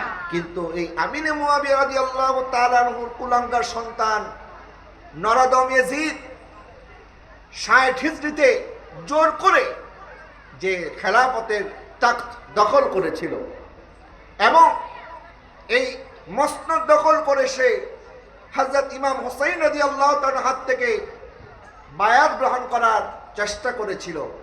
ইমাম হুসাইন রাদিয়াল্লাহু তাআলা উনি হচ্ছেন পবিত্র, আর এজিদের হাতের মধ্যে সবসময় মদের বোতল থাকতো। এজিদ কি পবিত্র না অপবিত্র? আরেকটু জোরে, পবিত্র না অপবিত্র? ইমাম হুসাইন পবিত্র। বলেন ইমাম হুসাইন কি? ওনাদের পবিত্রতার ঘোষণা আল্লাহ দিয়েছেন, ইন্নামা ইউরিদুল্লাহু লিইউযহিবা আনকুমুর রিজসা আহলাল বাইতি ওয়া ইতাহহিরাকুম তাতহীরা। আমার আল্লাহ পাক কোরআনে আয়াত নাজিল করে ইমাম হাসান, ইমাম হুসাইন, হযরত আলী, হযরত ফাতেমা রাদিয়াল্লাহু তাআলা আনহুম, ওনাদের প্রত্যেকের পবিত্রতার ঘোষণা দিয়েছেন। জোরে বলেন সুবহানাল্লাহ। ইমাম হুসাইন পবিত্র, আর এজিদ হচ্ছে অপবিত্র। ইমাম হুসাইন নামাজি, আর এজিদ ছিল বেনামাজি। কথা বলেন না ঠিক কিনা? ইমাম হুসাইন রাদিয়াল্লাহু তাআলা প্রত্যেক রাতে 100 রাকাত নফল নামাজ পড়তেন। আর একটু জোরে বলবেন না সুবহানাল্লাহ। হুসাইন রাদিয়াল্লাহু তাআলা মসজিদ নববীর খতিব ছিলেন, খুতবা দিতেন।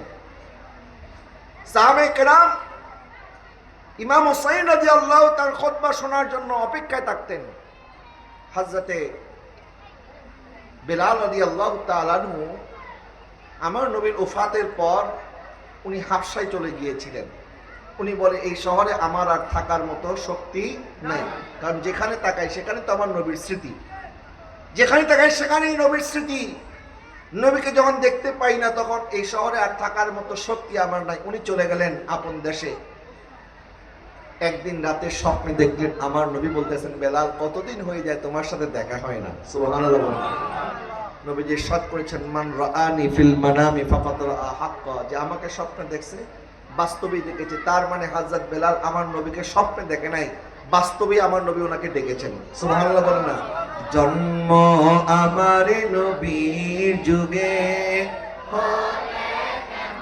হতো, জন্ম আমার নবীর যুগে দুনয়নের রাসূল পাক দেখিলে কেমন হতো, দুনয়নের রাসূল কেমন হতো, জন্ম আমার নবীর যুগে আসিত ভেসে হযরতে বেলালের মধুর আযান, সে আযানে ছিল এমন প্রেম মুগ্ধ রহমান, দয়াল নবীর পিছে নামাজ পড়লে কত, দয়াল নবীর পিছে নামাজ দুনয়নের রাসূল পাক দেখিলে কত, দুনয়নের রাসূল পাক কেমন কত, জন্ম আমার নবীর যুগে। আল্লাহ যেন আমাদের সবাইকে আমার নবীর দিদার দান করে, সবাই বলেন আমিন। হযরত বেলাল স্বপ্নে দেখলেন আমার নবীকে। স্বপ্নে দেখছেন না বাস্তবে? কারণ আমার নবীকে যেটা স্বপ্নে দেখা হয় এটাই বাস্তব। বলেন এটাই কি বাস্তব? হযরত বেলাল রাদিয়াল্লাহু তাআলা ঘুম থেকে উঠলেন আর স্ত্রীকে যখন বললেন, স্ত্রী আজকে স্বপ্নে নবীকে দেখেছি। স্ত্রী বললেন, তাহলে আপনি আর দেরি করছেন কেন, তাড়াতাড়ি আপনি মদিনা শরীফ চলে যান। উনি মদিনা শরীফে যখন তাশরিফ আনলেন, যখন উনি ঢুকছেন, মদিনার মানুষ সাহাবায়ে কেরাম ওনাকে দেখে পাগল প্রায় হয়ে গেছে। বেলাল এতদিন কোথায় ছিল তুমি, কতদিন তোমার কণ্ঠে আযান শুনি না। হযরত বেলালকে দেখে সমস্ত মদিনাবাসী জড়ো হয়ে গেল। উনি মসজিদ নববীতে আসলেন, তখন খলিফা ছিলেন হযরত আবু বকর সিদ্দিক রাদিয়াল্লাহু তাআলা। খলিফা নিজে চলে আসলেন, আবু বকর সিদ্দিক ওনাকে জড়িয়ে ধরলেন, হযরত ওমর ওনাকে জড়িয়ে ধরলেন, হযরত ওসমান জড়িয়ে ধরলেন, হযরত আলী জড়িয়ে ধরলেন। আর সবাই বলতেছে, বেলাল অনেক দিন হয়েছে তোমার কণ্ঠে সে আযান শুনি না, তুমি একবার আমাদেরকে সেই আযান যেটা তুমি আমার নবীর সামনে শুনিয়েছো ওই আযানটা তুমি আমাদেরকে আরেকবার শোনাও। সুবহানাল্লাহ বলুন। হযরত বেলাল বলেন, আমার নবীর দুনিয়ার ওফাতের পরে আমি আর কখনো আযান দিতে পারি নাই, আমি আর কখনো আযান দিতে পারবো না, আমার দ্বারা সম্ভব না। হযরত ওমর রাদিয়াল্লাহু তাআলা বললেন, বেলাল তো বলতেছে সম্ভব নয়, কিন্তু বেলালকে কেমনে রাজি করাইতে হবে এটা আমার জানা আছে। আমরা সবাই মিলে বলবো বেলাল রাজি হবে না। হ্যাঁ, বেলাল রাজি হবে। কে বললে রাজি হবে? হযরত ওমর বললেন, এক কাজ করো, তাড়াতাড়ি যাও, হাসান এবং হুসাইনকে ডেকে নিয়ে আসো। একটু জোরে বলেন না সুবহানাল্লাহ। কারণ সবার দাবি উনি ফিরিয়ে দিতে পারবে।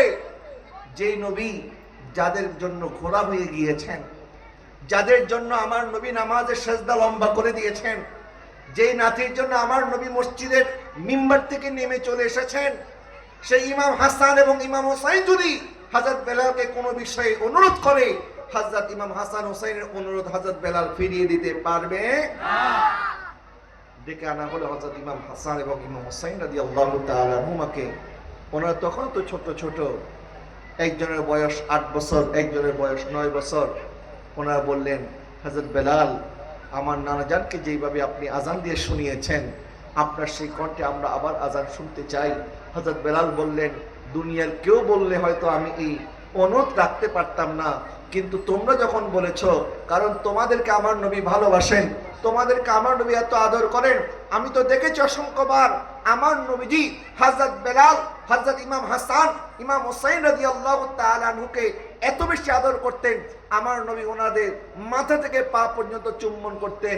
আমার নবী এমনকি ওনাদের জিহ্বা মুবারক চুষেছেন।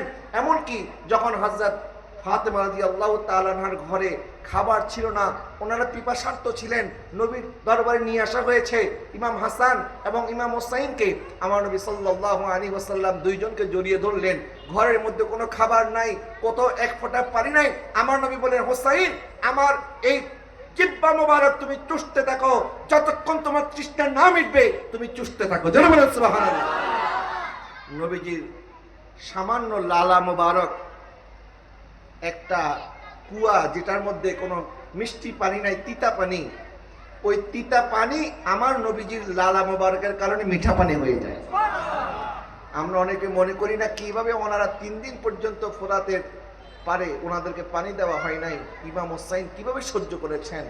কারণ আমার নবী তো আগে আমার নবীর লালা মোবারক পান করিয়ে দিয়েছেন, যেন ইমাম হুসাইনের তৃষ্ণা না লাগে, কষ্ট না হয়। হযরত বেলাল রাদিয়াল্লাহু তাআলা বললেন, ঠিক আছে, আপনারা যখন বলেছেন আপনারা শাহজাদা, আমার নবীর কলিজার টুকরা, জান্নাতের যুবকদের সর্দার, আপনাদের কথা আমি ফিরিয়ে দিতে পারবো না। এটা বলে উনি আজান শুরু করলেন, আল্লাহু আকবার, আল্লাহু আকবার। যখন উনি আল্লাহু আকবার বলে আজান শুরু করলেন, মদিনার অলি গলির মধ্যে রব উঠে গেল। মদিনার নারী পুরুষ সবাই রাস্তায় নেমে আসলো। আমার নবী মনে হয় আবার চলে এসেছে। বেলালের আজান শোনা মানে নবী চলে আসা। সবাই বলতে লাগলো, মনে হয় আমার নবী চলে এসেছেন, আমার নবীর যুগ ফিরে এসেছে। বেলালের কণ্ঠে আবার আজান শোনা যাচ্ছে। হযরত বেলাল রাদিয়াল্লাহু তাআলা বললেন, আশহাদু আল্লা ইলাহা ইল্লাল্লাহ, আশহাদু আল্লা ইলাহা ইল্লাল্লাহ। যখন আশহাদু আল্লা ইলাহা ইল্লাল্লাহ বলছে, তখন বেলাল রাদিয়াল্লাহু তাআলার সাথে সবাই সাক্ষী দিচ্ছে আল্লাহ ছাড়া কোনো মাবুদ নাই। এরপর হযরত বেলাল রাদিয়াল্লাহু তাআলা যখন বললেন, আশহাদু আন্না মুহাম্মাদুর রাসূলুল্লাহ সাল্লাল্লাহু আলাইহি ওয়াসাল্লাম, এটা বলার সাথে সাথে উনি বেহুশ হয়ে পড়ে গেলেন। যখন ওনার হুশ আসলো, তখন ওনাকে জিজ্ঞাসা করা হলো, আপনি বেহুশ হয়ে গেলেন কেন? উনি বললেন, কারণ যখন আমি বলতাম আশহাদু আন্না মুহাম্মাদুর রাসূলুল্লাহ সাল্লাল্লাহু আলাইহি ওয়াসাল্লাম, তখন আমার ইয়াকিন ছিল, বিশ্বাস ছিল যে কিছুক্ষণ পরে আমার নবী তাশরীফ আনবে, আমার নবী নূরানি চেহারা মোবারক দেখে আমি বেলালের অন্তরটা জুড়িয়ে যাবে। কিন্তু এখন আমি আজান দিলে কি হবে? আমি তো আমার নবীকে আর মিম্বারে দেখতে পাবো, এই জন্য আমি আর আজান পরিপূর্ণ করতে পারি। তো আমি বলছিলাম, পেয়ারা হাজরিন, নবীর পরিবারকে সাহাবায়ে কেরাম এত বেশি মহব্বত করতেন, ভালোবাসতেন। হযরত ইমাম হাসান এবং ইমাম হুসাইন রাদিয়াল্লাহু তাআলা আনহুর শারীরিক গঠন ছিল অবিকল আমার নবীজির মতো। একটু জোরে বলবেন না সুবহানাল্লাহ। কার মতো? আমার নবীজির মতো। হযরত ইমাম হাসানের চেহারা মুবারক ছিল অবিকল আমার নবীজির মতো। আর হযরত ইমাম হুসাইন রাদিয়াল্লাহু তাআলা আনহুর কোমর থেকে পা মুবারক পর্যন্ত ছিল অবিকল আমার নবীজির মতো। সুবহানাল্লাহ বলেন। নবীজির দেহের উপরের অংশ, আমার নবীর উপরের অংশ ছিল ইমাম হাসানের চেহারার সাথে সাদৃশ্য রাখত, আর নিচের অংশ সাদৃশ্য রাখত ইমাম হুসাইনের সাথে। তো একদিন হযরত ইমাম হাসান রাদিয়াল্লাহু তাআলা আনহু যখন যাচ্ছেন, তখন হযরত আবু বকর সিদ্দিক রাদিয়াল্লাহু তাআলা বলতেছে, আলী, হাসান তো দেখতে অবিকল আমার প্রিয় নবীর মতো হয়েছে। তখন ইমাম আলী রাদিয়াল্লাহু, হযরত আলী রাদিয়াল্লাহু তাআলা বলতেছেন, আমার নবী কিন্তু নাতিদেরকে নাতি বলতেন না, তাদেরকে ইবনি বলছেন, আমার সন্তান বলতেন। জোরে বলেন না সুবহানাল্লাহ। কারণ দুনিয়ার সমস্ত মানুষের বংশ নির্ধারিত হয় ছেলের মাধ্যমে। নবীজির বংশ, যারা বলে নবীর কোনো বংশ নাই, নাউজুবিল্লাহ, এদের সাথে মক্কার কাফেরদের কোনো, তাদের সাথে আর মক্কার কাফেরদের সাথে কোনো পার্থক্য নাই। কারণ মক্কার কাফেরাও বলতো আমার নবী নির্বংশ, মক্কার কাফেররা বলতো আমার নবীর কোনো বংশ নাই। আর এখনো যদি কেউ বলে নবীর কোনো বংশ নাই, তাহলে কাফেরদের সাথে আর তাদের সাথে কোনো পার্থক্য আছে? ইন্না শানিয়াকা হুয়াল আবতার, আল্লাহ পাক বলেছেন হাবিব যারা আপনাকে নির্বংশ বলবে তারাই হচ্ছে নির্বংশ। বলেন তারাই কি?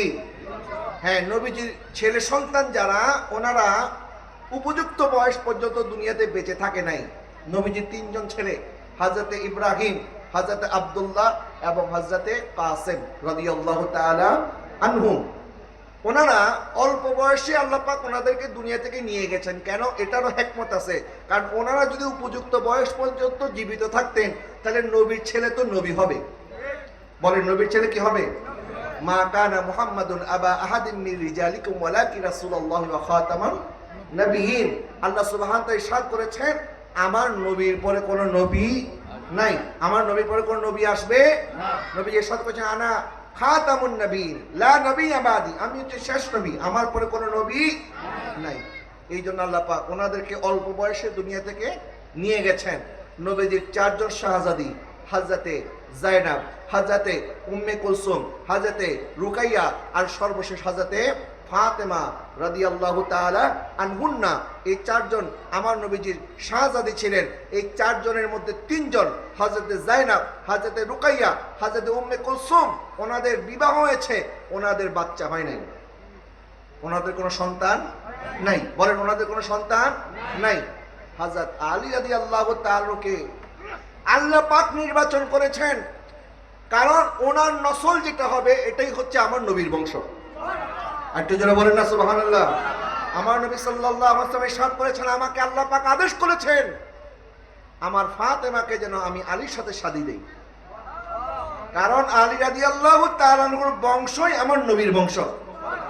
আলী রাদিয়াল্লাহু তাআলা আনহু এবং ফাতেমা রাদিয়াল্লাহু তাআলা আনহুর মাধ্যমে ওনাদের গর্ভে যে 2 সন্তান এসেছেন, যে শাহজাদা এসেছেন, হযরত ইমাম হাসান এবং হযরত ইমাম হুসাইন রাদিয়াল্লাহু তাআলা আনহুমা, ওনাদের মাধ্যমে কিয়ামত পর্যন্ত নবীর বংশ থাকবে। কথা বলেন ঠিক কিনা? যারা বলে নবীর বংশ নাই, তোদের বংশ নাই, আমার নবীর বংশ আছে। কথা বলেন ঠিক কিনা? এবং নবীজি সাল্লাল্লাহু আলাইহি ওয়াসাল্লাম ইরশাদ করেছেন আমার উম্মতের মধ্যে সবচেয়ে বড় একটা ফিতনা দেখা দিবে, যেই ফিতনাটা আদম আলাইহিস সালাম থেকে শুরু করে কিয়ামত পর্যন্ত এরকম ফিতনা আর কখনো আসে নাই। সেই ফিতনার নাম দাজ্জালের ফিতনা। বলেন না কিসের ফিতনা? একটু জোরে কিসের ফিতনা? দাজ্জালের ফিতনা। কেমন দাজ্জালের ফিতনা হবে? দাজ্জাল মানুষকে বলবে দেখো আমার ডান হাতে জান্নাত, বাম হাতে জাহান্নাম। দাজ্জাল দেখাইতে পারবে। দাজ্জাল বলবে আমি মৃত মানুষকে জীবিত করতে পারবো। একজন মরা মানুষ তার সামনে নিয়ে আসবে, দাজ্জাল তাকে জীবিত করে দেবে। একজন অসুস্থ কুষ্ঠরোগীকে তার সামনে আনা হবে, সে হাত লাগানোর সাথে সাথে কুষ্ঠরোগী ভালো হয়ে যাবে। একজন অন্ধ ব্যক্তি তার সামনে আনা হবে, এই অন্ধের চোখের মধ্যে হাত বুলাইতে দেরি হবে, ওই অন্ধ সুস্থ হয়ে যাবে। মানুষ বলবে আরে এর চেয়ে বড় ওলি তো আর কেউ নাই। তখন দলে দলে মানুষ এই দাজ্জালের ফিতনায় পড়ে যাবে। নাউজুবিল্লাহ বলেন না। এখনই সেই ফিতনা শুরু হয়ে গেছে। এখন এরকম ফিতনা আছে না নাই? যেমন আপনি দেখবেন ইউটিউবের মধ্যে, ফেসবুকের মধ্যে ইদানিং একটা এআই ভিডিওর ট্রেন্ডিং চলতেছে। এআই ভিডিও, এআই মানে হচ্ছে আর্টিফিশিয়াল ইন্টেলিজেন্স। অর্থাৎ আমি যেখানে ওয়াজ করতেছি, এখানে এত এত মানুষ আছেন, আমার শুধুমাত্র একটা ছবি, আপনাদের একটা ছবি কম্পিউটারের মধ্যে ঢুকাইয়া দেবে, এআই নিজে নিজে একটা ওয়াজ বানিয়ে দেবে। আপনি সেখানে যা যা লিখবেন, আমি যা বলি নাই, আমার নামে যদি আপনি সেখানে আপনি লিখে দেন যে এটা এটা আমি বলেছি, তাহলে মানুষ অবিকল মনে করবে আমি ওই ওয়াজটা করতেছি। এরকম এআই অনেক ভিডিও আছে না নাই? যারা মোবাইল ফোন চালান অনেকে হয়তো জানেন, আবার অনেকে জানেন না। বর্তমান এআই এর যুগ চলে এসেছে। এই এআই ফিতনা মানুষকে কোথায় নিয়ে যাবে একমাত্র আল্লাহ পাকই ভালো জানে। প্রত্যেকটা জিনিসেরই একটা ব্যবহারের উপকারী দিক আছে, অপকারী দিকও। একটা ছুরি দিয়ে আপনি চাইলে মানুষ খুন করতে পারবেন, আবার এই ছুরিটা কি মানুষ খুনের জন্য বানানো হয়েছে নাকি ফল কাটার জন্য? এটা বানানো হয়েছে ফল কাটার জন্য। এখন আপনি যদি মানুষ খুন করেন, যে বানাইছে তার দোষ? তার তো দোষ না। তো এরকম মোবাইল ফোন যে বানাইছে মানুষের সাথে কথা বলার জন্য, যোগাযোগ রক্ষা করার জন্য, তথ্য প্রযুক্তির আদান প্রদান করার জন্য, কিন্তু মোবাইল ফোন দিয়ে কেউ যদি অপব্যবহার করে এটা তো তার দোষ। ঠিক একইভাবে ইন্টেলিজেন্স, আর্টিফিশিয়াল ইন্টেলিজেন্স এটা বানানো হয়েছে মানুষের উপকারের জন্য। এখন মানুষ এটাকে এমনভাবে ব্যবহার করতেছে, মানুষ এটাকে এমনভাবে প্রেজেন্ট করতেছে, মানুষ মনে করতেছে এটাই মনে হয় বাস্তব, এটাই মনে হয় সত্য। একটা ভুয়া নিউজ ছড়িয়ে দেওয়ার জন্য, ভুয়া ভিডিও ছড়িয়ে দেওয়ার জন্য এগুলিকে ব্যবহার করা হচ্ছে। তো এখন এই ভুয়া জিনিস যখন মানুষ দেখে, মানুষ তো আর এটাকে যাচাই বাছাই করার কোনো সুযোগ নাই, যেটা দেখে এটাই বিশ্বাস করে। তাহলে এই যুগে এসে যদি এই অবস্থা হয়, দাজ্জালের যুগে কি অবস্থা হবে? এই জন্য আমাদের সতর্ক থাকার দরকার আছে না নাই? নবীজি সাল্লাল্লাহু আলাইহি ওয়াসাল্লাম ইরশাদ করেছেন যে যাচাই বাছাই ছাড়া যেটা শুনে সেটাই প্রচার করে সে হচ্ছে মিথ্যাবাদী। এই জন্য যাই প্রচার করবেন যাচাই বাছাই করবেন। আল্লাহ পাক ইরশাদ করেছেন কোন ফাসিক যদি তোমাদের কাছে সংবাদ নিয়ে আসে তোমরা আগে এটা যাচাই করো, যেটা শোনো এটা প্রচার করিও না। আপনার কান চিলে নিয়ে গেছে, হাত দিয়ে আগে দেখেন নাই কানটাকে জায়গা বরাবর আছে না নাই, চিলের পিছে দৌড়ানো শুরু করছেন, কোনো লাভ হবে? আগে দেখতে হবে কান জায়গা বরাবর আছে না নাই। কথা বলেন না ঠিক কিনা? এই জন্য আগামী দিনে অনেক ফিতনা আসবে। নবীজি বলেছেন এই উম্মতের সবচেয়ে ভয়াবহ ফিতনার নাম হবে দাজ্জালের ফিতনা। বলেন কিসের ফিতনা? দাজ্জালের ফিতনা। দাজ্জালের ফিতনা যখন শুরু হবে, দাজ্জাল 40 দিনের মধ্যে গোটা পৃথিবী ভ্রমণ করবে এবং 3 দিক থেকে আগুনের ফুলকি, আগুনের ধোঁয়া আসতে থাকবে। আগুন ধাওয়া করে করে মুমিন যারা এদেরকে নিয়ে যাবে শামের দিকে, এবং তখন একটা কালো পতাকাবাহী দল যারা খোরাসান থেকে জিহাদ করতে করতে আসবে সিরিয়া পর্যন্ত, সিরিয়া দামেস্কের যে উমাইয়া মসজিদ, এই মসজিদে আসবে এবং ওই দলের নেতৃত্বে যিনি থাকবেন তিনার নাম হচ্ছে ইমাম মাহদি, যিনি হবেন একজন আওলাদে রাসূল। একটু জোরে বলেন না সুবহানাল্লাহ। নবীজি সাল্লাল্লাহু আলাইহি ওয়াসাল্লাম বলেছেন সে হবে আমার ফাতেমার বংশধর, সে হবে হাসানের বংশধর। তার মানে বোঝা গেল ইমাম মাহদি পর্যন্ত নবীর বংশ আছে না নাই? একটু জোরে বলেন আছে না নাই? এবং ইসলামের প্রত্যেকটা ক্লান্তি লগ্নে যখন রক্তের প্রয়োজন হয়েছে তখন নবীর বংশ রক্ত দিয়েছে। কারবালার ময়দান ইমাম হুসাইন রাদিয়াল্লাহু তাআলা আনহু যদি রক্ত না দিয়ে এজিদের সাথে আপোষ করে ফেলতেন তাহলে এজিদের সমস্ত অনইসলামিক কাজ জায়েজ হয়ে যেত। ইমাম হুসাইন চাইলে আপোষ করতে পারতেন, কিন্তু ইমাম হুসাইন বলে না, আমার দেহের মধ্যে যতক্ষণ প্রাণ আছে ততক্ষণ পর্যন্ত জালেমের সাথে কোনো আপোষ চলবে না। আর তো যেমন কোনো আপোষ চলবে না। কিন্তু আমরা কথায় কথায় অনেকে আপোষ করে ফেলে, যেমন সুদ খাওয়া, এটা কি হালাল না হারাম? আর তো যেটা হালাল না হারাম? কিন্তু অনেকে লোভে পড়ে সুদের সাথে আপোষ করে। কথা বলেন না ঠিক কিনা? মদ খাওয়া, এটা কি হালাল না হারাম? কিন্তু অনেকে আছে বলে হুজুর টেনশনে ভাল লাগে না, লেগে একটু মদ খাই। টেনশন দূর করার জন্য অনেকে মদ খায়, এরকম মাদকসেবী আছে না? বলে হুজুর টেনশনে ঘুম আসে না, স্ত্রীর সাথে ঝগড়া লাগছে, পরিবারে অশান্তি, বলে এগুলি ভুলে থাকার জন্য মদ খায়। তো এগুলি ভুলে থাকার জন্য মদ তুমি খাও, তো মদ এটা কি পাক না নাপাক? নাপাকের মধ্যে কখনো শান্তি তালাশ করলে পাওয়া যাবে? আপনি যদি বলেন যে এখানে আমি ময়লার যে বাগার আছে, ময়লার বাগারে ঢুকছি একটু সুবাস পাওয়ার জন্য, ময়লার বাগানের মধ্যে সুবাস পাবে না দুর্গন্ধ? তো এরকম করে অনেকে আছে বাইরে গিয়ে কারোর সাথে ঝগড়া হয়েছে, এখন শরীরের এই রাগ ক্ষোভ ঝাড়বে কার কাছে? ঘরে গিয়ে বউরে পিটায়। এরকম আছে না নাই? স্ত্রীর শরীরের মধ্যে হাত তোলা যাবে? বলেন। নবীজি সাল্লাল্লাহু আলাইহি ওয়াসাল্লাম ইরশাদ করেছেন খায়রুকুম লিআহলিহি ওয়া আনা খায়রুকুম লিআহলি। তোমাদের মধ্যে ওই ব্যক্তি সর্বোত্তম যে তার পরিবারের কাছে উত্তম। আমার নবী পরিবারের কারোর সাথে কখনো দুর্ব্যবহার করে নাই, কাউকে ধমক পর্যন্ত আমার নবী কোনোদিন দেয় নাই। জোরে বলেন না সুবহানাল্লাহ। তো এরকম অনেকে আছে যে একটু সমস্যায় পড়লেই অবৈধ পথ বেছে নেয়। কিন্তু ইমাম হুসাইন রাদিয়াল্লাহু তাআলা দেখায় দিলেন সমস্যা যত বড় হোক, শত্রু যত শক্তিশালী হোক না কেন, বাতিল যত কুওয়াত হোক না কেন, শক্তি থাকুক না কেন, বাতিলের সাথে কখনো আপোষ করা যাবে না। ইমাম হুসাইন রাদিয়াল্লাহু তাআলা আযীমত গ্রহণ করলেন। উনি চাইলে রুখসত নিতে পারতেন, বলতে পারতেন উম্মতের সবাই মেনে নিয়েছে, আমি মেনে নিলে অসুবিধা কি? কেউ তো যুদ্ধ করার জন্য ময়দানে নামে নেই, আমি কেন নামবো? এই জন্য মনে রাখবেন, জালেম যত বড়ই হোক না কেন তার মনের মধ্যে কিন্তু একটা দুর্বলতা আছে, কারণ সে জুলুম করেছে। জালেমদের মনের মধ্যে একটা ভয় কিন্তু থাকে, কখন জানি কোন দিক থেকে মার শুরু হয়। কথা বলেন না ঠিক কিনা? কিন্তু আমাদের দুর্বলতা যে আমি যদি বলি, আমার পক্ষে যদি কেউ না দাঁড়ায় তাহলে তো আমারই মারবে। এই জন্য আমরা অন্যায়ের প্রতিবাদ করতে চাই না। আল্লাহ পাক ইরশাদ করেছেন, ওয়াতাওয়া সওবিল হাক্কি ওয়াতাওয়া সবিস সব, তোমরা সবসময় মানুষকে হকের কথা বলো। হক যদি একজন হয়, আমরা হকের পক্ষে থাকবো।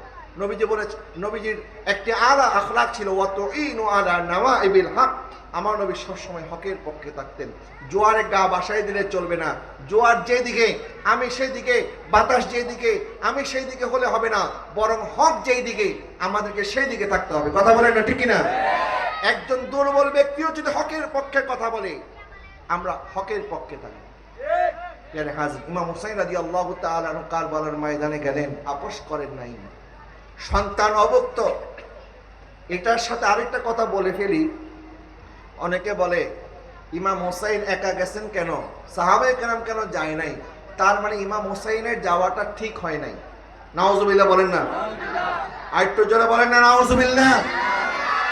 মনে রাখবেন, ইমাম হুসাইন যায়নি, বরং ইমাম হুসাইনকে দাওয়াত দেওয়া হয়েছিল। কারা দাওয়াত দিয়েছে? কুফাবাসী। বলেন কারা দাওয়াত দিয়েছে?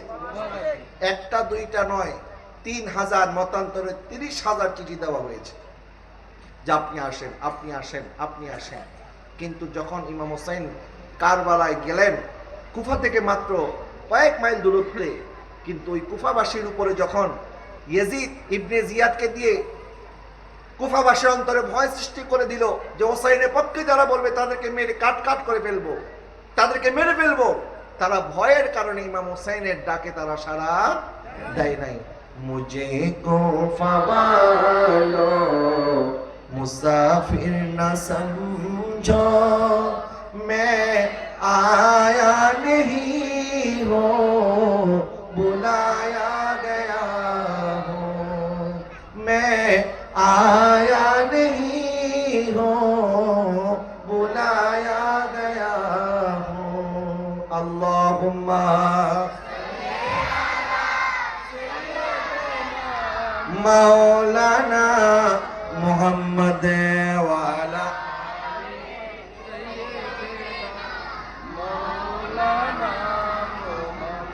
তাহলে সেই কুফাবাসী যারা ইমাম হোসেনের সাথে প্রতারণা করেছে, ইমাম হোসেনকে দাওয়াত দিয়ে ইমাম হোসেনকে পৃষ্ঠ প্রদর্শন করেছে, আসল মুনাফিক হচ্ছে তারা। কথা বলেন ঠিক কিনা? এই মুনাফিকরা মুনাফিকই করেছে। আর এইদিকে ইবনে জিয়াদ ক্ষমতা প্রয়োগ করে ইমাম হোসেনকে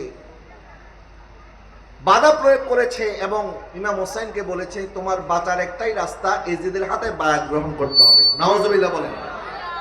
ইমাম হোসেন বললেন বিকল্প প্রস্তাব, এক, আমাকে মদিনায় পৌঁছিয়ে দাও।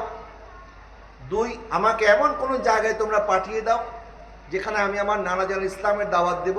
তিন, না হয় আমাকে দামেশকে এজিদের সামনাসামনি মুখামুখি বসিয়ে দাও, এজিদের সাথে আমি 1 to 1 কথা বলবো, ফেস টু ফেস কথা বলবো। এজিদ কেন আমার নানা শরীয়তের উপরে ছুরি চালিয়েছে, আমি এজিদের কাছে জবাব চাইবো। সুবহানাল্লাহ বলেন। প্রস্তাব কয়টা? 3টা। বলেন প্রস্তাব কয়টা? 3টা। এক, আমাকে মদিনায় ফেরত পাঠাও। দুই, আমাকে এমন জায়গায় পাঠিয়ে দাও যেখানে ইসলামের কোনো দাওয়াত এখনো যায় না, আমি সেখানে ইসলামী দাওয়াতি কাজ করব। না হয় আমাকে দামেশকে নিয়ে এজিদের দরবারে নিয়ে যাও, আমি এজিদের সাথে ফেস টু ফেস কথা বলবো। কিন্তু ইবনে জিয়াদ বলতেছে না, কোথাও যাওয়া যাবে না। ইবনে জিয়াদের প্রতিনিধি যারা ছিল তারা বলতেছে যে কোথাও যাওয়া যাবে না, এখানেই ফয়সালা করতে হবে, হয় এজিদের হাতে বায়াত গ্রহণ করতে হবে, না হয় মৃত্যুবরণ করতে হবে।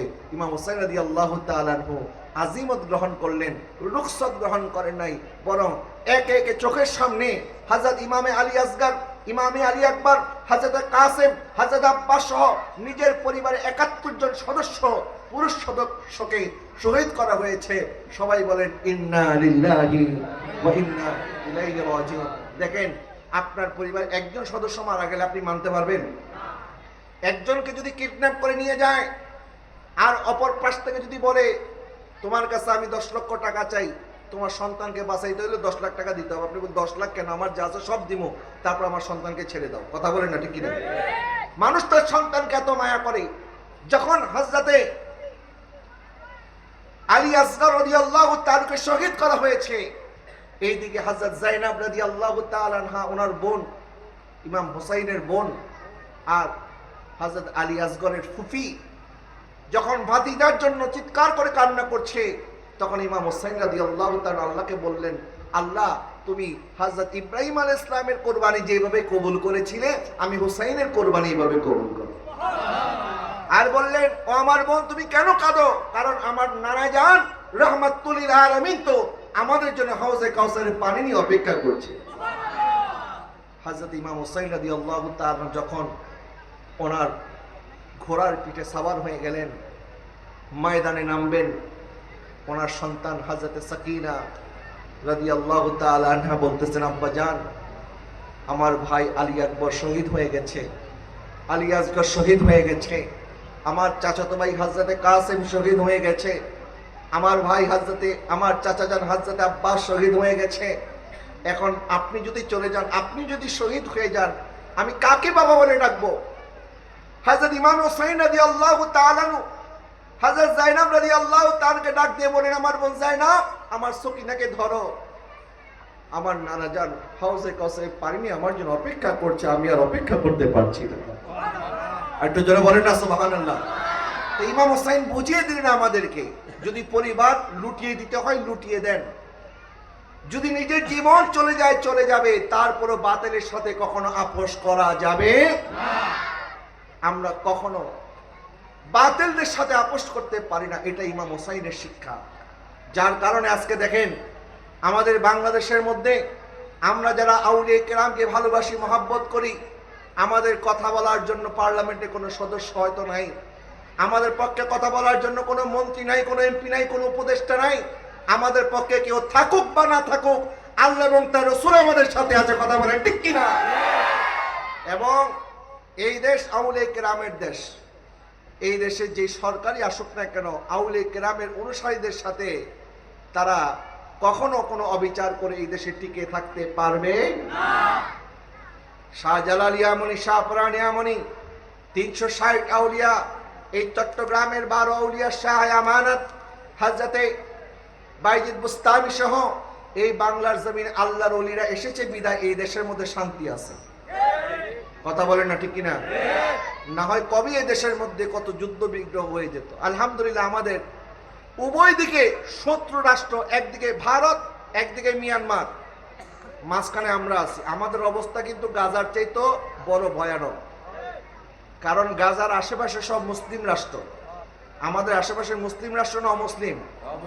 বলে না মুসলিম না অমুসলিম? অমুসলিম রাষ্ট্র। তারপরে আল্লাহ পাক আমাদেরকে 32টা দাঁতের মধ্যে একটা জিহ্বাকে যেভাবে হেফাজতে রাখে, 360 আউলিয়ার এই বাংলাদেশ, 12 আউলিয়ার এই পূর্ণভূমিকা আল্লাহ এইভাবে হেফাজতে রেখেছেন। কথা বলেন ঠিক কিনা? এটা আল্লাহর ওলিদের দয়া, মেহেরবানি, ওনাদের ফয়ুজাত। এই জন্য এই দেশে হক্কানি আউলিয়া কেরামের অনুসারী যারা, আমরাই সংখ্যাগরিষ্ঠ, কিন্তু সাথে সাথে হক্কানি আউলিয়ার নাম ভাঙিয়ে কিছু ভণ্ডরা ভণ্ডামি করে, তাদের থেকে আমাদের সুন্নি জনতাকে হেফাজত থাকতে হবে। কথা বলে ঠিক কিনা? এখানে আমি আজকে মাজার জিয়ারত করেছি, মাজার কমিটিতে যারা আছেন আমি অনুরোধ করব, সবসময় আপনার উলামায়ে কেরামের সাথে সম্পর্ক রাখবেন, উলামায়ে কেরাম থেকে পরামর্শ নেবেন, মাজার কিভাবে আপনারা পরিচালনা করবেন। বাংলাদেশের মধ্যে আমি ঢাকা এবং আশেপাশের আরো অনেক জেলার মধ্যে আমি দেখেছি, বিভিন্ন জেলায় মাজার বানানো হয় ব্যবসায়িক উদ্দেশ্যে। মাজার নিয়ে ব্যবসা আছে না নাই? আমরা মাজার ব্যবসার পক্ষে না বিপক্ষে? মাজার ব্যবসার সাথে আমাদের কোনো সম্পর্ক আছে? মাজারের সাথে ভণ্ডামির সাথে আমাদের কোনো সম্পর্ক আছে? এই জন্য মাজার জিয়ারত করার সুন্নত তরিকা আছে, কিভাবে জিয়ারত করতে হবে। মাজারের সাজদা দেওয়া বিলকুল হারাম। বলেন, মাজারের সাজদা দেওয়া কি হারাম? ইয়্যাকা না'বুদু ওয়া ইয়্যাকা নাস্তাইন, আমরা সাজদা দেব একজনকে, তিনি কে? আল্লাহ ছাড়া কাউকে সাজদা দেওয়া যদি জায়েজ হইতো, তাহলে সবার আগে আমার নবীকে আমরা সাজদা দিতাম। ঠিক কিনা বলেন? নবী যে বলেছেন আল্লাহ ছাড়া কাউকে সাজদা দেওয়া জায়েজ নাই, যদি আল্লাহ ছাড়া সাজদা দেওয়া কাউকে জায়েজ হতো, আমার নবী ইরশাদ করেছেন, তাহলে আমি নারীদেরকে বলতাম তারা যেন স্বামীর পায়ে সাজদা দেয়। সুবহানাল্লাহ বলেন। সুতরাং আমরা মাজার জিয়ারত করব শরীয়ত সম্মত উপায়। এবং মাজারে আমি আজকে মাজার জিয়ারত করেছি, আমার খুব ভালো লেগেছে। এটা আপনাদের কাছে আমার একটা রিকোয়েস্ট। আমার নবীজি সাল্লাল্লাহু আলাইহি ওয়াসাল্লামের রওজা মুবারকের যে অবকাঠামো, এটা যদি আপনারা দেখেন, তাহলে আপনারা ইতিহাস যদি একটু পর্যালোচনা করেন, তাহলে দেখবেন নবীজির রওজা মুবারকের চতুর্পাশে আমরা যে বাউন্ডারিটা দেখি, যেটা এখন সোনালী কি বলে জালি মুবারক, আবার রিয়াজুল জান্নাতে যখন আমরা নামাজ পড়ি, ওই পাশে আমার নবীর রওজা মুবারককে সেটা আবার সবুজ কালারের, সেই জালিটা কি কালারের? সবুজ কালার, চতুর্দিকে ঘেরা আছে না, কিন্তু ভিতরে একটা দেয়াল আছে, যে দেয়ালের উপরে গিলাফ চড়ানো হয়, যেটা আমরা সোনালী জালির ফাঁক দিয়ে যে দেয়ালটা দেখি, এটা একটা দেয়াল। মূলত বলেন এটা কি একটা দেয়াল? এই দেয়াল মুবারকটা নির্মাণ করেছেন হযরতে ওমর বিন আব্দুল আজিজ রাদিয়াল্লাহু তাআলা আনহু।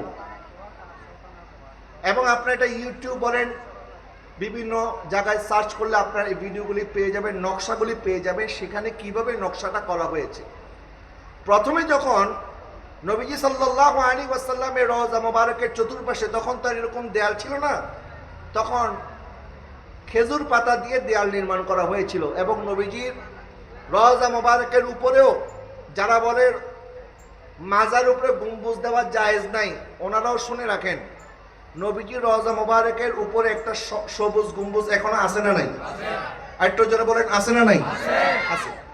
নবীজির দুনিয়াবি হায়াত ওফাতের পর সাহাবায়ে কেরাম আমার নবী সাল্লাল্লাহু আলাইহি ওয়াসাল্লামের রওজা মুবারকের চতুর্পাশে ওনারা বাউন্ডারি দিলেন এবং উপরে একটা ছাউনি দিয়ে দিলেন, মানে উপরটাও ঘিরে দিলেন, বন্ধ করে দিলেন। তো যখন মদিনা শরীফের মধ্যে বৃষ্টি হয় না, একবার সাহাবায়ে কেরাম হযরত আম্মা জান আয়েশা সিদ্দিকা রাদিয়াল্লাহু তাআলার কাছে গিয়ে বললেন, আয়েশা, আম্মা জান উম্মুল মুমিনিন, মদিনায় পাকে বৃষ্টি হচ্ছে না, আপনি কিছু একটা করেন। তখন তিনি বললেন, তোমরা এক কাজ করো, নবীজির রওজা মুবারকের উপরে যে সামিয়ানাটা আছে, এটা তোমরা একটু সরাইয়া দাও। সরাইয়া দিলে যখন আকাশের সাথে নবীর রওজা মুবারকের সরাসরি সম্পর্ক হয়ে যাবে, যখন নবীর রওজা মুবারকের সাথে আকাশ একদম খোলামেলা থাকবে, তখন আকাশ লজ্জায় পড়ে বৃষ্টি নাজিল শুরু হয়ে যাবে। যখন রওজা মুবারকের উপর থেকে সামিয়ানাটা সরিয়ে দিয়েছে, সাথে সাথে আসমান থেকে বৃষ্টি নাজিল শুরু হয়ে গেছে। জোরে বলেন সুবহানাল্লাহ।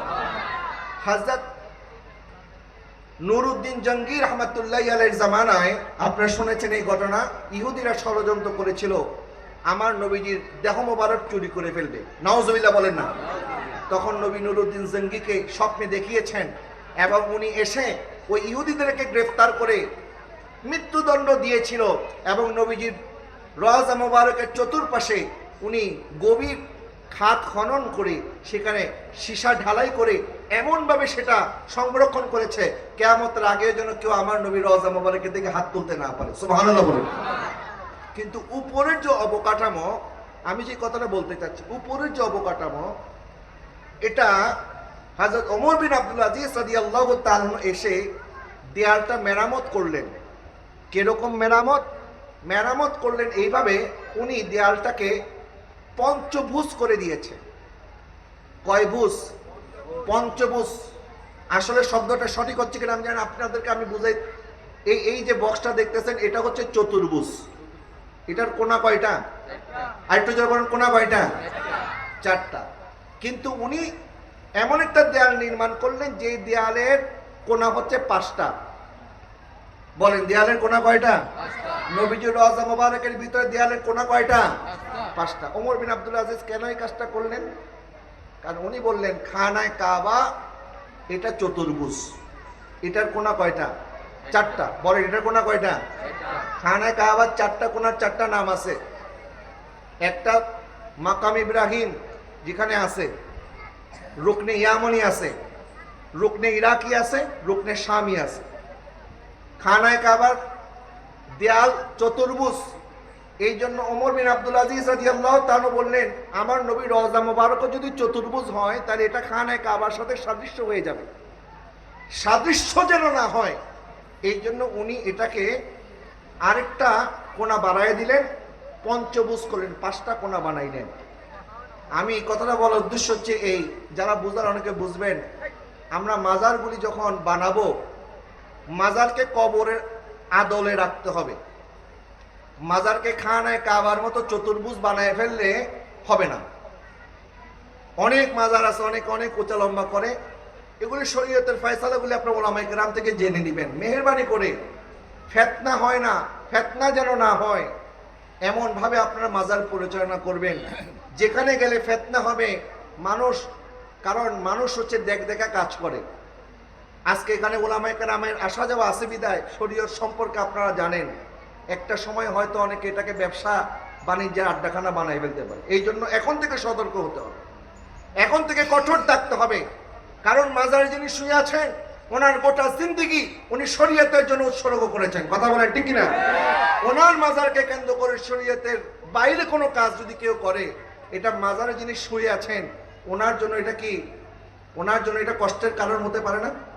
উনি সেখান থেকে আমাদের জন্য বদদুয়া দিবেন, বলবে কি করলাম তোমাদের জন্য, তোমরা কি করতেছো আমাদের নামে। এই জন্য আল্লাহর ওলির ফয়েজ যদি পেতে হয় ওনাদের নকশে কদমে চলতে হবে, ওনাদের জীবনী আমাদেরকে স্টাডি করতে হবে। মাজারের সাথে যদি এখানে একটা মাদ্রাসা আছে কিনা আমি জানি না, আছে আলহামদুলিল্লাহ। প্রত্যেকটা মাজারের সাথে এক একটা মাদ্রাসা দরকার আছে না নাই? কারণ হ্যাঁ মাজার মাদ্রাসা এগুলি হচ্ছে সুন্নিয়তের ক্যান্টনমেন্ট। আজকে দেখেন বিভিন্ন জায়গার মধ্যে মাজারে হামলা হচ্ছে, আপনারা শুনছেন না? কিন্তু সেখানে যদি মাদ্রাসা থাকতো, মাদ্রাসার শত শত তালিবে ইলম যদি সেখানে থাকতো, তারা এক একজন পাহারাদার হয়ে দাঁড়িয়ে থাকতে পারতো। মাজারের দিকে আঙ্গুল তোলার কেউ সাহস করতো? বলেন না, মাজারের দিকে আঙ্গুল তোলার সাহস কেউ করতো? তবে দুঃখজনক হলেও সত্য, সিলেটের শাহজালাল ইয়ামুন রহমতুল্লাহ এর মাজারের পাশে একটা কওমি মাদ্রাসা, ওয়াহাবিদের মাদ্রাসা, সেখানে সুন্নি মাদ্রাসার দরকার আছে না নাই? হবে কিভাবে? আমাদেরকে এগুলি নিয়ে চিন্তা করতে হবে, ভাবতে হবে, ফিকির করতে হবে। শুধু মাহফিল করলাম আর ডেক বিরিয়ানি খাইলাম আর ঘরে গিয়ে ঘুমিয়ে থাকলাম হবে না। আমাদেরকে মাঠে ময়দানে সুন্নিয়তের আন্দোলনে রাজপথে আমাদেরকে অবদান রাখতে হবে। কথা বলেন ঠিক কিনা? এবং সুন্নিয়তকে রাষ্ট্রীয়ভাবে পৌঁছে দেওয়ার জন্য, প্রাতিষ্ঠানিকভাবে সুন্নিয়তকে ঘরে ঘরে পৌঁছে দেওয়ার জন্য মাদ্রাসার কোনো বিকল্প।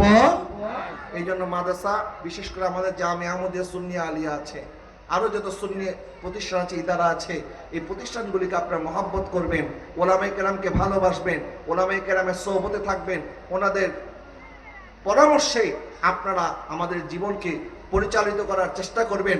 আল্লাহ সুবহানাহু ওয়া তাআলা আমাদের সবার হাজিরকে যেন কবুল করে, সবাই বলেন আমিন।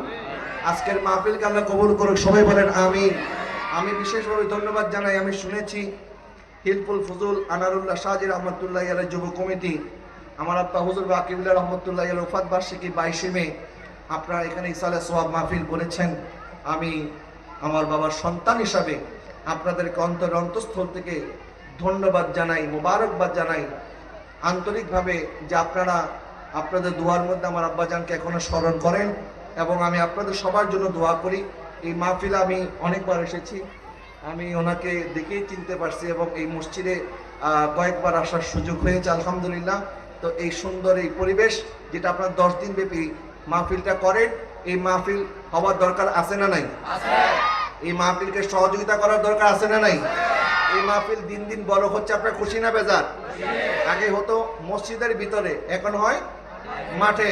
তো এখন আমি অনুরোধ করবো এটাই, যে মসজিদ থেকে বের হয়ে মাঠে আসছেন এই জন্য নয় যে নামাজ না পড়লেও চলবে মনে হয় নাকি, যে মসজিদ থেকে বের হয়ে গেছি তাহলে আর মসজিদের সাথে সম্পর্ক না, এরকম কিছু। এই মাহফিলের 10 দিন যেরকম আপনারা থাকেন, প্রত্যেক দিন ফজর থেকে আসার নামাজের মধ্যে মসজিদে হাজিরা দেওয়ার দরকার আছে না নাই? আল্লাহ যেন কবুল করে, সবাই বলেন আমিন।